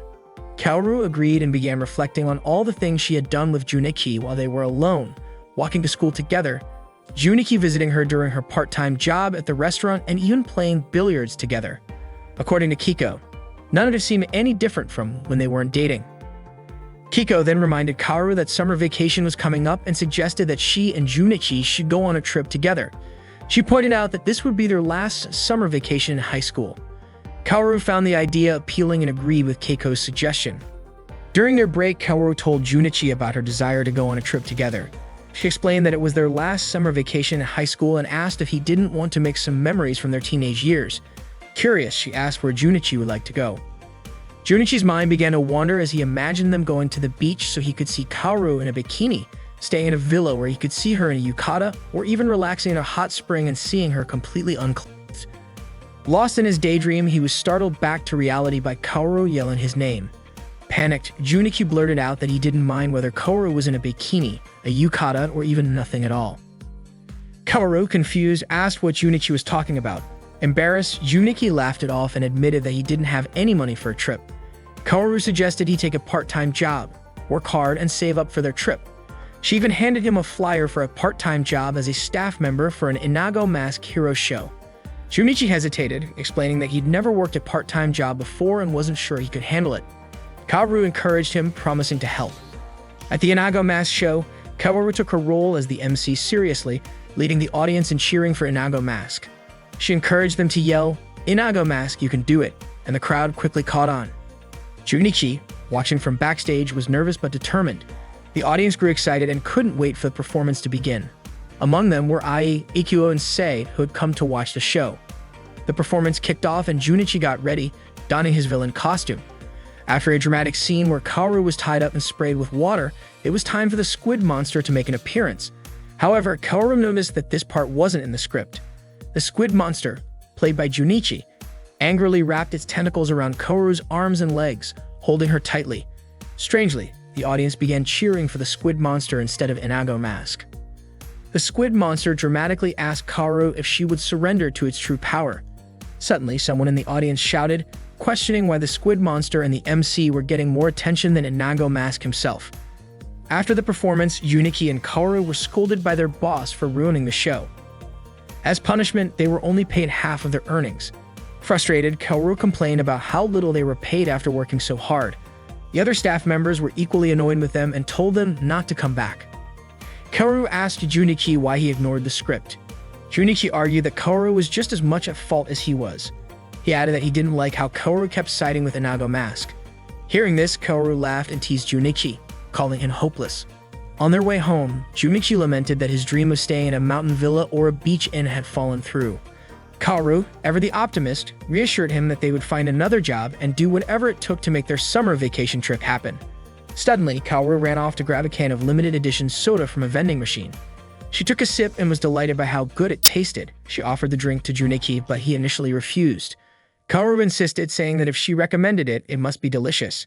Reluctantly, Junichi gave in and took a sip. He admitted it was indeed delicious and proceeded to drink more, much to Kaoru's dismay. "Don't finish it all," she protested. Unfortunately, Junichi drained the can. Kaoru, annoyed, reminded him that it was the last one of its kind. Laughing, Junichi apologized. While tossing the empty can in the trash, Kaoru noticed a brochure and excitedly showed it to Junichi. It was for a cheap sightseeing bus tour, with prices so low that they could afford to leave as early as the next day. Overjoyed, Kaoru declared their trip was back on. Later, Junichi shared the news with Masayoshi, mentioning his upcoming trip. Masayoshi, clearly envious, sighed about being stuck at the sushi restaurant during summer, while Junichi got to go on a trip with his girlfriend. Junichi tried to downplay it, explaining it was just an overnight sightseeing bus tour. Masayoshi, however, declared that when you're in a relationship, money doesn't matter. He shared that his summer would consist of making sushi and setting off fireworks alone by the river. Then, with a sly grin, he asked Junichi if he had brought any adult videotapes. Blushing, Junichi reluctantly handed one over. Grinning, Masayoshi praised Junichi for being a lifesaver. He then encouraged Junichi to train to become a true man over the summer. Confused, Junichi asked what exactly he meant by train. Meanwhile, Kaoru was on the phone with Kiko, sharing her excitement about the 3-day, 2-night sightseeing bus tour with Junichi. Kiko was stunned by the idea of Kaoru spending the night with Junichi. Although Kiko had suggested a trip, she had only meant a 1-day outing. Laughing, Kaoru reassured her that they'd be sleeping on the bus, not in a hotel. Relieved, Kiko encouraged Kaoru to enjoy herself and promised to cheer her on. Kaoru, puzzled, wondered what exactly Kiko meant by cheer her on. That night, Kaoru prepared snacks for the trip. As she packed, she found herself daydreaming about spending the entire day with Junichi. Shaking her head to clear her thoughts, she scolded herself for overthinking. Excitement coursed through her as she realized their journey was about to begin. The next day, Kaoru and Junichi headed to the bus terminal.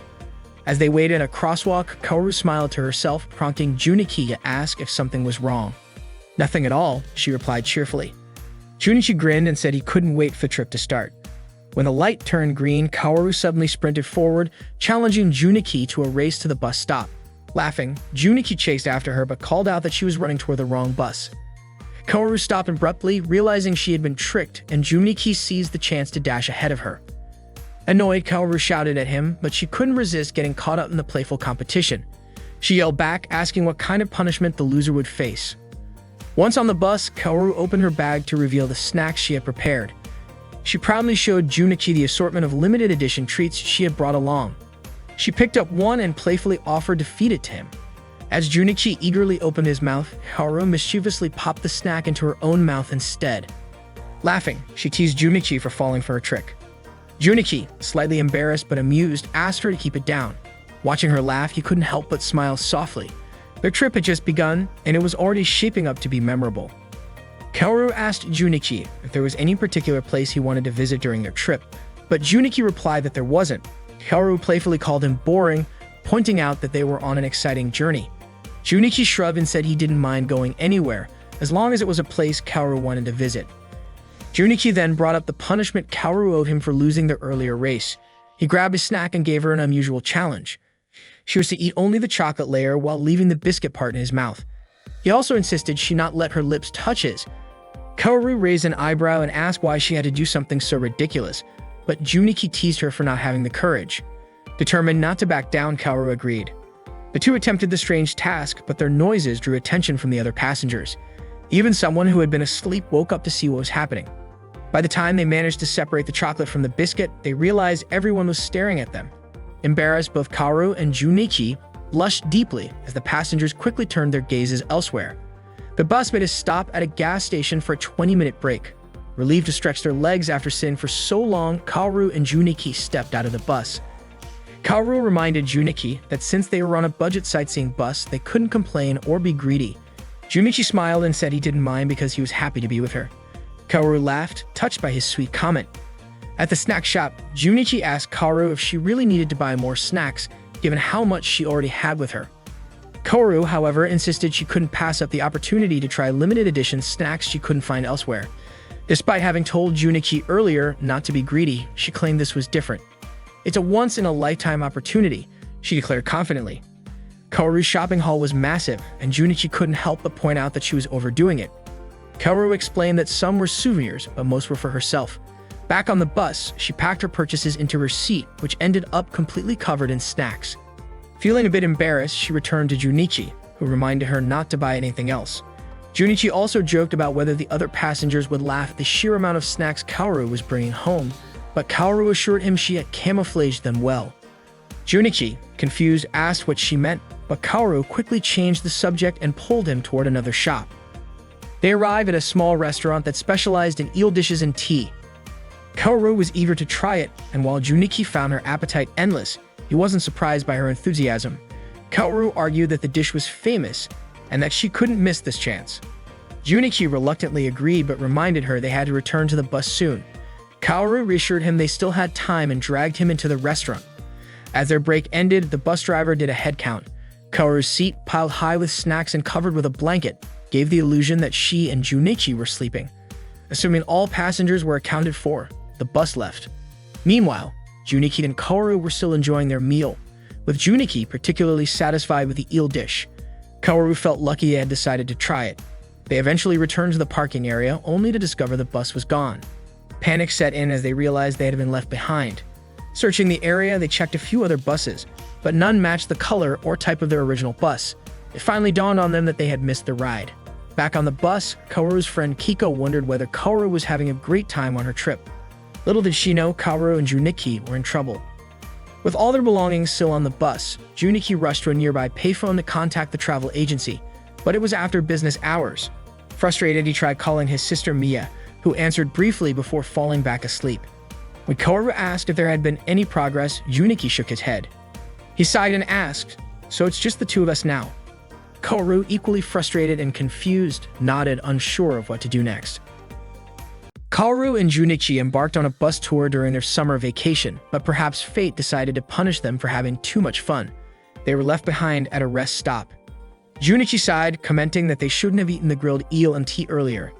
Kaoru took offense, snapping back that Junichi shouldn't blame her considering he had eaten it too. She told him to stop pointing fingers, though Junichi clarified that wasn't his intention. Their argument grew heated until a loud truck horn interrupted them. A box truck pulled up and parked right in front of them. Both of their faces lit up with hope. This might be their chance to get out of this predicament. They politely asked the driver if they could hitch a ride. Feeling sorry for their unlucky situation, the driver agreed. As they got into the truck, Kaoru grumbled about how they never expected to be left behind. Junichi teased her, saying she's too easily tempted by specialty goods and local foods. Kaoru, already annoyed, retorted that Junichi had enjoyed eating earlier just as much as she had.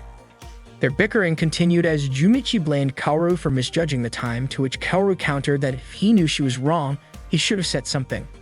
Junichi reasoned that she looked eager to try the food, so he didn't want to stop her. Kaoru, fed up, told him to stop blaming her, but Junichi explained that wasn't his intention. She pointed out that his tone made it sound like he was blaming her. The driver, amused but exasperated, asked them to quit arguing, chuckling as he called them a perfect couple. Junichi was confused by the comment, prompting the driver to explain the old saying, "The more you fight, the more you love." He then informed them that he would drop them off at the nearest station. Feeling sheepish, they both apologized. The driver also mentioned that there was a nearby inn with hot springs, adding that it was likely an outdoor natural hot spring, a truly cozy spot in the countryside. Hearing this, Junichi's imagination ran wild, picturing himself with Kaoru in the hot spring, completely naked. He couldn't contain himself and shouted in excitement, startling the driver and causing him to momentarily lose control of the truck. Junichi burst into laughter, clearly thrilled, leaving Kaoru confused. She asked what was going on, but he brushed it off, saying it was nothing. The driver, thinking Junichi's enthusiasm was for his suggestion, remarked that Junichi was lucky to be traveling with his girlfriend. He went on to share his philosophy. Love often blossoms during shared journeys. The sense of peace and support from a travel companion, especially one who walks alongside you through life, is invaluable. Junichi and Kaoru smiled at his words. When they finally arrived at their destination, they thanked the driver profusely for giving them a ride. The driver reminded them not to fight anymore and drove off.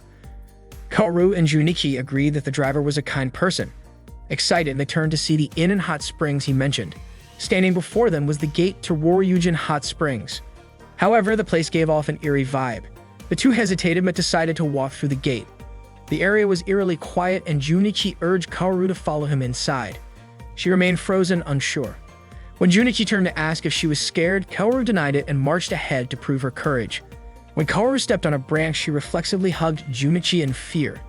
Junichi laughed, amused by how scared she looked. He teased her, noting how she could ride all the extreme attractions at an amusement park, but was scared of something like this. Kaoru denied being frightened, insisting that she was only pretending to be startled. Suddenly, an elderly woman appeared and greeted them, causing both of them to jump back in surprise. The woman invited them to enjoy the natural hot spring there. She mentioned that they were the only visitors, so they could relax and enjoy it as much as they wanted. After that, the woman left. Kaoru whispered to Junichi that the place felt a bit creepy, and Junichi agreed. Standing up, he announced he needed to use the restroom. Kaoru shouted after him, insisting she would come along. Junichi chuckled, asking if Kaoru was scared to be left alone. Kaoru stubbornly denied it, claiming she was simply being kind by accompanying him. Junichi shrugged and accepted her excuse. They walked down a corridor in search of the restroom. Junichi guessed it was in one direction, but Kaoru thought it was somewhere else. Sticking close behind him, Kaoru held onto Junichi's shoulders. Junichi glanced back and asked why she was clinging to him. Embarrassed, Kaoru quickly let go. Suddenly, they heard a sound. Kaoru panicked and urged Junichi to check it out. He told her to stay put while he investigated, but Kaoru refused to be left behind and clung to him again. Following the noise, they peeked through a door and saw the silhouette of the elderly woman chopping something with a knife. Horrified, they screamed. The woman emerged, holding the knife, and asked if something was wrong. To their surprise, they realized she was only chopping salmon for dinner. Embarrassed, they noticed they were hugging each other out of fear and quickly pulled away. The woman reassured them she was just preparing their meal and suggested they take a bath first. Grateful, they smiled and followed her instructions. They headed to separate baths since the men's and women's areas were divided. Kaoru called out, asking Junichi to wait for her if she needed to go to the restroom later. Junichi teased her for being scared again, and Kaoru shouted back that she wasn't afraid. Junichi found the bath incredibly relaxing. Suddenly, Kaoru screamed, prompting him to rush over to check on her. Kaoru pointed out that something was near the bath. In his panic, Junichi failed to notice he wasn't wearing a towel. Kaoru screamed, calling him a pervert, and threw a bucket at him, ordering him to leave. However, as he started to go, Kaoru called out, asking him to stay. She reluctantly told him to soak in the corner while keeping his back turned. As they both soaked in the bath, Kaoru eventually called Junichi over. Before he could respond, they spotted a monkey holding Kaoru's bra. Kaoru screamed, standing up in anger and demanding the monkey return her bra. The startled monkey ran off, leaving Junichi red-faced as he accidentally caught sight of Kaoru standing completely nude. Embarrassed, Kaoru called Junichi an idiot and smacked him. After the bath, they walked down the corridor. Kaoru grumbled about her misfortune, lamenting that the breast stolen by the monkey was her favorite. When they entered the dining area, they were awestruck to see a lavish meal spread out before them. The elderly woman invited them to enjoy her cooking. Kaoru was delighted, especially since the food was delicious. Junichi noticed how quickly her mood had improved. He mused to himself how good food could instantly cheer Kaoru up. Kaoru ate so much that she became sleepy. When they opened the door to their room, they were surprised to find the beds placed side by side. Feeling awkward, they pushed the beds slightly apart. Kaoru then asked Junichi why it was so hard for her to define their relationship. She admitted it was difficult to figure out the boundary between being friends and being a couple. She had hoped this trip would help clarify things, but instead, everything had turned out like this. Unfortunately for Kaoru, Junichi had already fallen asleep. Smiling softly, she whispered "good night" and drifted off as well. The next day, when it was time to pay, Junichi realized he had lost his wallet. Kaoru offered to cover the cost of the accommodation. The elderly hotel keeper thanked them and invited them to visit again sometime. Kaoru asked about Junichi's wallet, and he explained that he had left it at the payphone. He had been in such a panic earlier that he forgot to grab his wallet when he left. Kaoru mentioned that she almost had nothing left after paying for the room. Junichi apologized to her, feeling bad. Kaoru was irritated and told him that if she had known it would end up like this, she would have preferred walking all the way to the station and taking the last train the night before. Junichi said that he hadn't meant to forget his wallet, so there was nothing he could do now. He also pointed out that Kaoru was partially to blame for spending too much on snacks. Kaoru shot back that she didn't spend too much. She had only bought some special items. Junichi, annoyed, complained about Kaoru's constant excuse of once-in-a-lifetime opportunities. Kaoru, equally annoyed, couldn't stand Junichi's teasing. They continued walking, but soon found themselves at a split in the road. Junichi asked which way they had come from before, but Kaoru remained silent and immediately chose the left path. Junichi asked, just to be sure, why she had picked that route. Kaoru replied that she was just going with her instincts. Junichi asked her what would happen if her instincts were wrong. Kaoru, frustrated, told him he was free to take the other path if he wanted to. Junichi was annoyed but didn't want to leave Kaoru to walk alone, so he followed her. Suddenly, Kaoru stopped, noticing how quiet the path ahead was. Junichi remarked that this might have been the wrong way. Kaoru didn't answer and continued walking. Junichi told her to wait for him, but as he tried to catch up, he slipped. Kaoru quickly ran over to him, asking how he was. Junichi assured her he was fine. Soon after, it started to rain, and they rushed to find shelter. They took refuge at a bus stop. Junichi was relieved to have found the bus stop in time. Kaoru, exhausted and soaked from the rain, stood there with her clothes drenched. Junichi couldn't help but notice that her shirt had become see-through from the rain. That's when he realized Kaoru wasn't wearing a bra since the monkey had taken it the night before at the inn. Junichi found himself looking at Kaoru's chest again, but when he turned to face her, he was caught by her glare. Kaoru, noticing his gaze, asked why he kept staring at her. Junichi awkwardly glanced down at her chest and pointed it out. Kaoru blushed in embarrassment, clearly startled. Junichi quickly tried to explain that he hadn't meant to look. It just happened that her chest was visible because of the rain. Kaoru, now embarrassed and angry, slapped his face hard. Junichi winced in pain and remarked that it felt like this had happened before. Kaoru, curious, asked if Junichi had ever done something to deserve being slapped by a woman. Junichi quickly denied it, saying he hadn't done anything. Kaoru noticed the red handprint on Junichi's cheek and started to laugh. Seeing the mark, Junichi was shocked by how hard her slap had been. Kaoru laughed and apologized for hitting him. Meanwhile, the rain was coming down heavily, and Junichi admitted that Kaoru was right. Thanks to her instincts, they had found the bus stop. Kaoru smiled and apologized as well, admitting that she had been harsh and blamed Junichi too much. Junichi, realizing his mistake and losing his wallet, also thought about how Kaoru had insisted on trying the eel and tea, which had added to their expenses. Kaoru also realized that she had spent too much money on special edition food items. They both came to understand their mistakes and apologized to each other.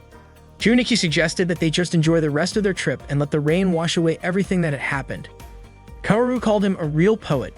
Not long after, the sky cleared up and the rain stopped. Suddenly, someone on a bike approached them and informed them that the bus stop was no longer in service, so no buses would be coming. They were both surprised and realized they would have to walk all the way back to the payphone. It was Kaoru and Junichi's last bit of money, and they used it to make a call to Mia. However, before Junichi could say anything, Mia kept talking. She mentioned that someone from the travel agency had called her earlier that morning, apologizing and saying they would hold on to Junichi's things. Mia asked if there was anything else he had left behind and said she would pay for it when she brought it over to his house. She reassured him that she was being kind to him and told him not to worry. Mia also asked where Junichi was at the moment. Before Junichi could explain, the payphone cut off because they ran out of coins and everything was in vain. Kaoru and Junichi walked to the beach and sat down looking out at the ocean. Junichi suggested that it might be better for them to just go to the police station. Kaoru agreed with him. Kaoru stood up and suggested they play for a little while. She ran toward the beach and started playing in the water. She called out for Junichi to join her. Junichi went over to her, and they happily played in the water together until they were exhausted. Through everything they had experienced together, Kaoru realized how much she truly enjoyed being with Junichi, and Junichi felt the same way. Kaoru asked Junichi to continue guiding her forward. They held hands and kissed. Suddenly, they heard Masayoshi's voice calling out to them. Junichi was surprised to see Masayoshi there and recalled their conversation before leaving for the trip. Masayoshi asked if Junichi was doing well in his role as a man, and Junichi replied that it had been amazing. Masayoshi said he was jealous of Junichi and that he would work even harder. Junichi felt grateful that they had made it through safely, and it felt like they had been saved by Buddha from the depths of hell. And so Kaoru and Junichi's journey came to an end, and their final summer vacation during high school turned out to be an unforgettable experience. The next day, Kaoru greeted Kiko in class. Kiko mentioned that Junichi still hadn't arrived, but it turned out Kaoru just wanted to meet Kiko. Kiko assumed Kaoru wanted to tell her more about the trip, but she didn't want to hear it again since Kaoru had already told her about it over the phone. However, Kaoru only wanted to thank Kiko in person for suggesting that she go on the trip. Thanks to that advice, Kaoru was able to create such wonderful memories. Just then, Junichi and Masayoshi entered the classroom and greeted them. Kaoru handed Junichi the drawing she had finished, and he immediately thanked her before opening it. Junichi, Kiko, and Masayoshi were all amazed by how realistic Kaoru's drawing was. It showed a couple watching the sunset on the beach, and it looked just like something out of a dream. Keiko and Masayoshi both felt a bit envious. Junichi thanked Kaoru, but Kaoru realized she had forgotten to draw the background details. She quickly sat down at Junichi's desk, planning to fix the drawing.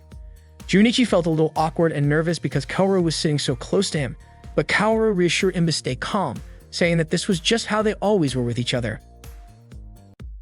Sei and Junichi are making a video film called Sad the Little Bear. In this project, Sei plays the role of a bear and Junichi is the one recording her. When Junichi gives the signal, Sei begins acting like a bear. They do this to help Sei overcome her shyness. The love that blossomed on the previous Christmas between a guy who was afraid of falling in love and a shy girl. Sei asks Junichi how she looks and Junichi praises her, saying that she could still make the bear look like it was about to hibernate. They try again, aiming to create a better video. Sei's progress has been impressive after 10 months. She no longer views the school cafeteria lady as just a vending machine, and now it feels natural when they interact. The cafeteria lady greets her, and Sei asks what's good to eat today.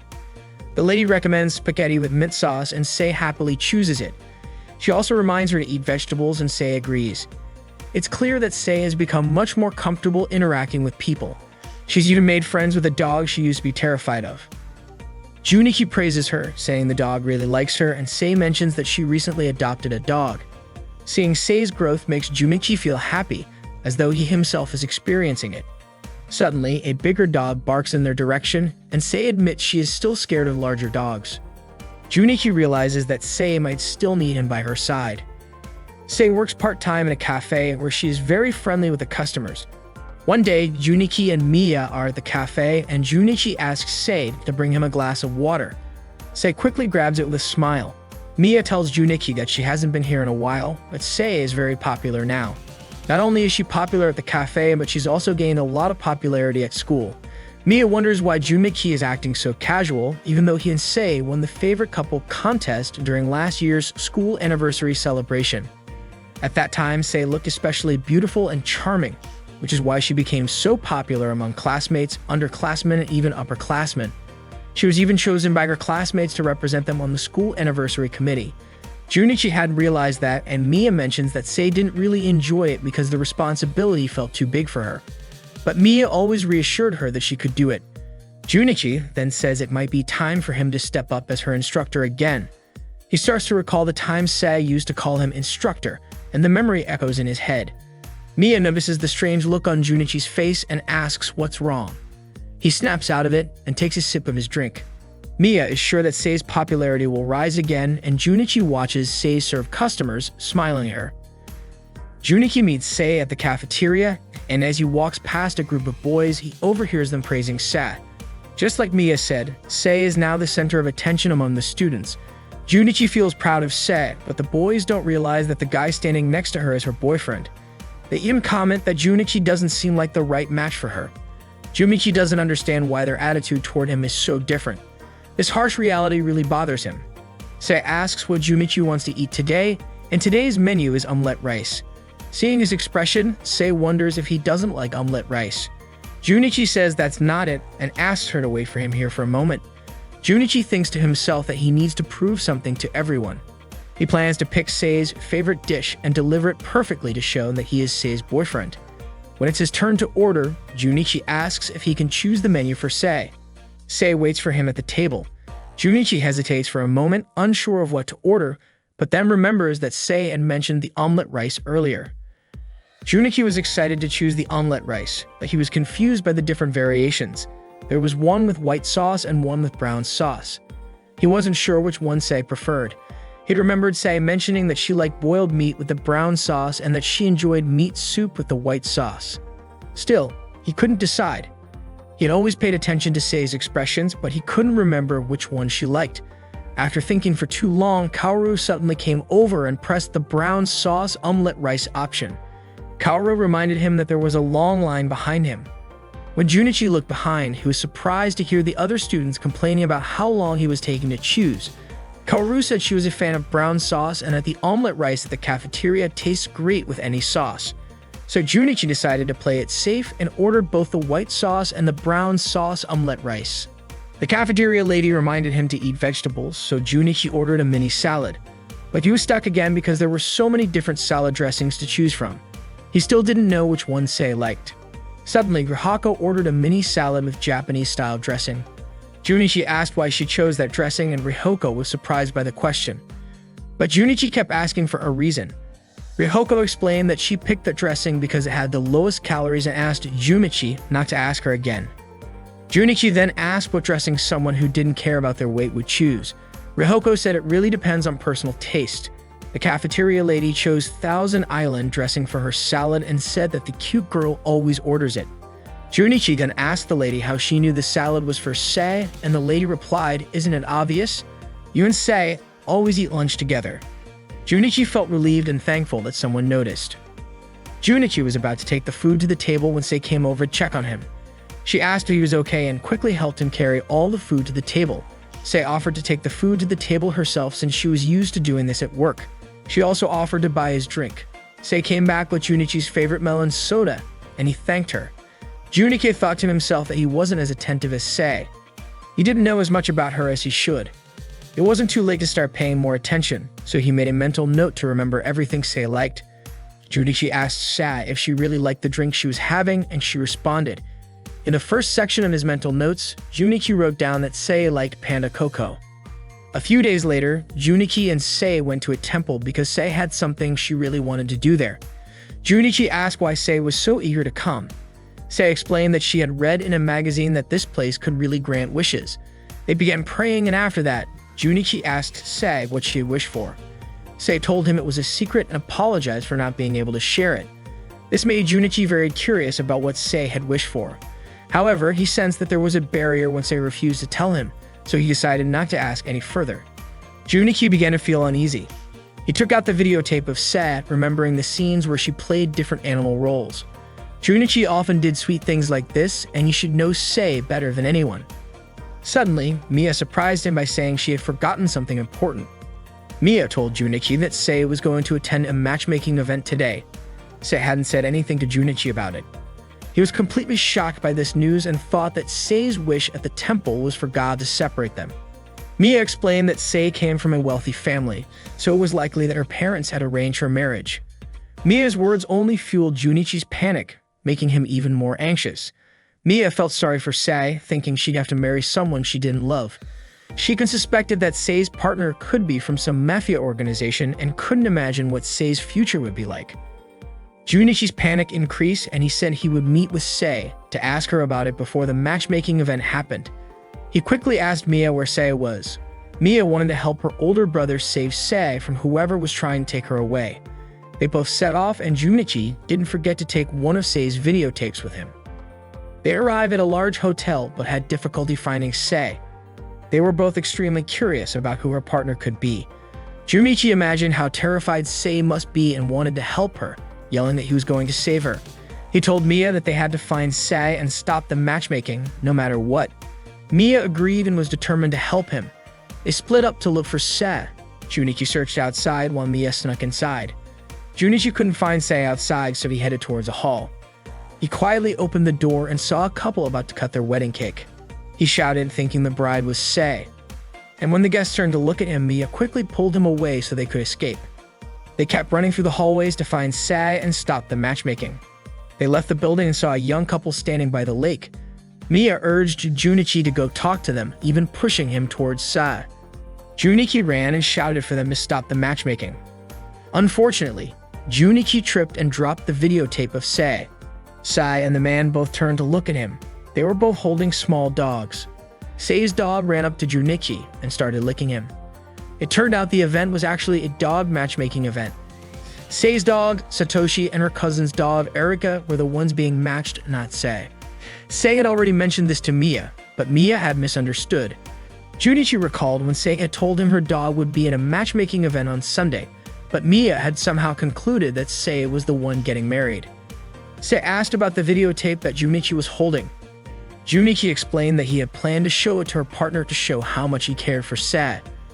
He did it because he wasn't sure he could express it in words.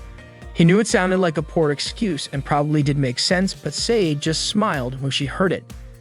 Junichi couldn't help but be captivated by how beautiful Sei looked in her kimono. Sei asked if that was really true, since it had taken so long for her to put it on. She wanted to show it to Junichi. Junichi said she looked absolutely beautiful, and Sei thanked him. They both struggled to express their feelings for each other. Sei said that she was really happy when she saw Junichi come earlier. Junichi admitted that he had been so panicked because he thought Sei was going to meet another guy, and if she really was going to marry him, he didn't know what he would do. He blamed Mia for her comments that made it seem like this was some political marriage arranged by Sei's family. Sei reassured him, saying she wouldn't marry anyone else. She said she had already made a wish at the temple, and she had asked for them to be together forever. Junichi was shocked and immediately asked if Sei's wish at the temple the other day was what she was referring to. Sei admitted it, explaining that it was said a wish wouldn't come true if you told anyone, so she had kept it a secret. Mia was really happy to see the two dogs genuinely liking each other. The next day, Junichi told Masayoshi about the matchmaking incident from the previous day. Masayoshi said that when you really think about it, it wouldn't make sense for a high school student to participate in a matchmaking event, and the most important thing was that the misunderstanding had been cleared up. He added that Junichi and Sei's relationship was stronger than ever. Masayoshi also mentioned how lucky Junichi was living a life that seemed so different from his own, where he wasn't sure who his destiny was connected to or even if it was completely cut off. Tsukasa called Junichi over, saying that someone was looking for him. She explained that if she wasn't mistaken, they were from the school's anniversary celebration committee. Mia and Sei then approached Junichi, and Mia told him that Sei was in big trouble. Junichi was skeptical about what Mia thought was such a huge problem. Mia reassured him that this time it was serious, and Sei nodded in agreement. It turned out that Sei had been chosen as the head of the anniversary celebration committee. Mia called it an incredible thing. Junichi was surprised that Sei was picked, and Mia explained that, as expected, Sei had become something of an idol at Kibito.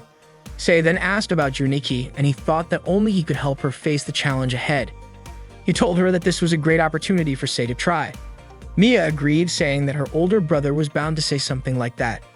Mia and Junichi both encouraged Sei, and she promised she would give it her best shot. Junichi decided he would train Sei to be an amazing committee chair, and Sei called him instructor.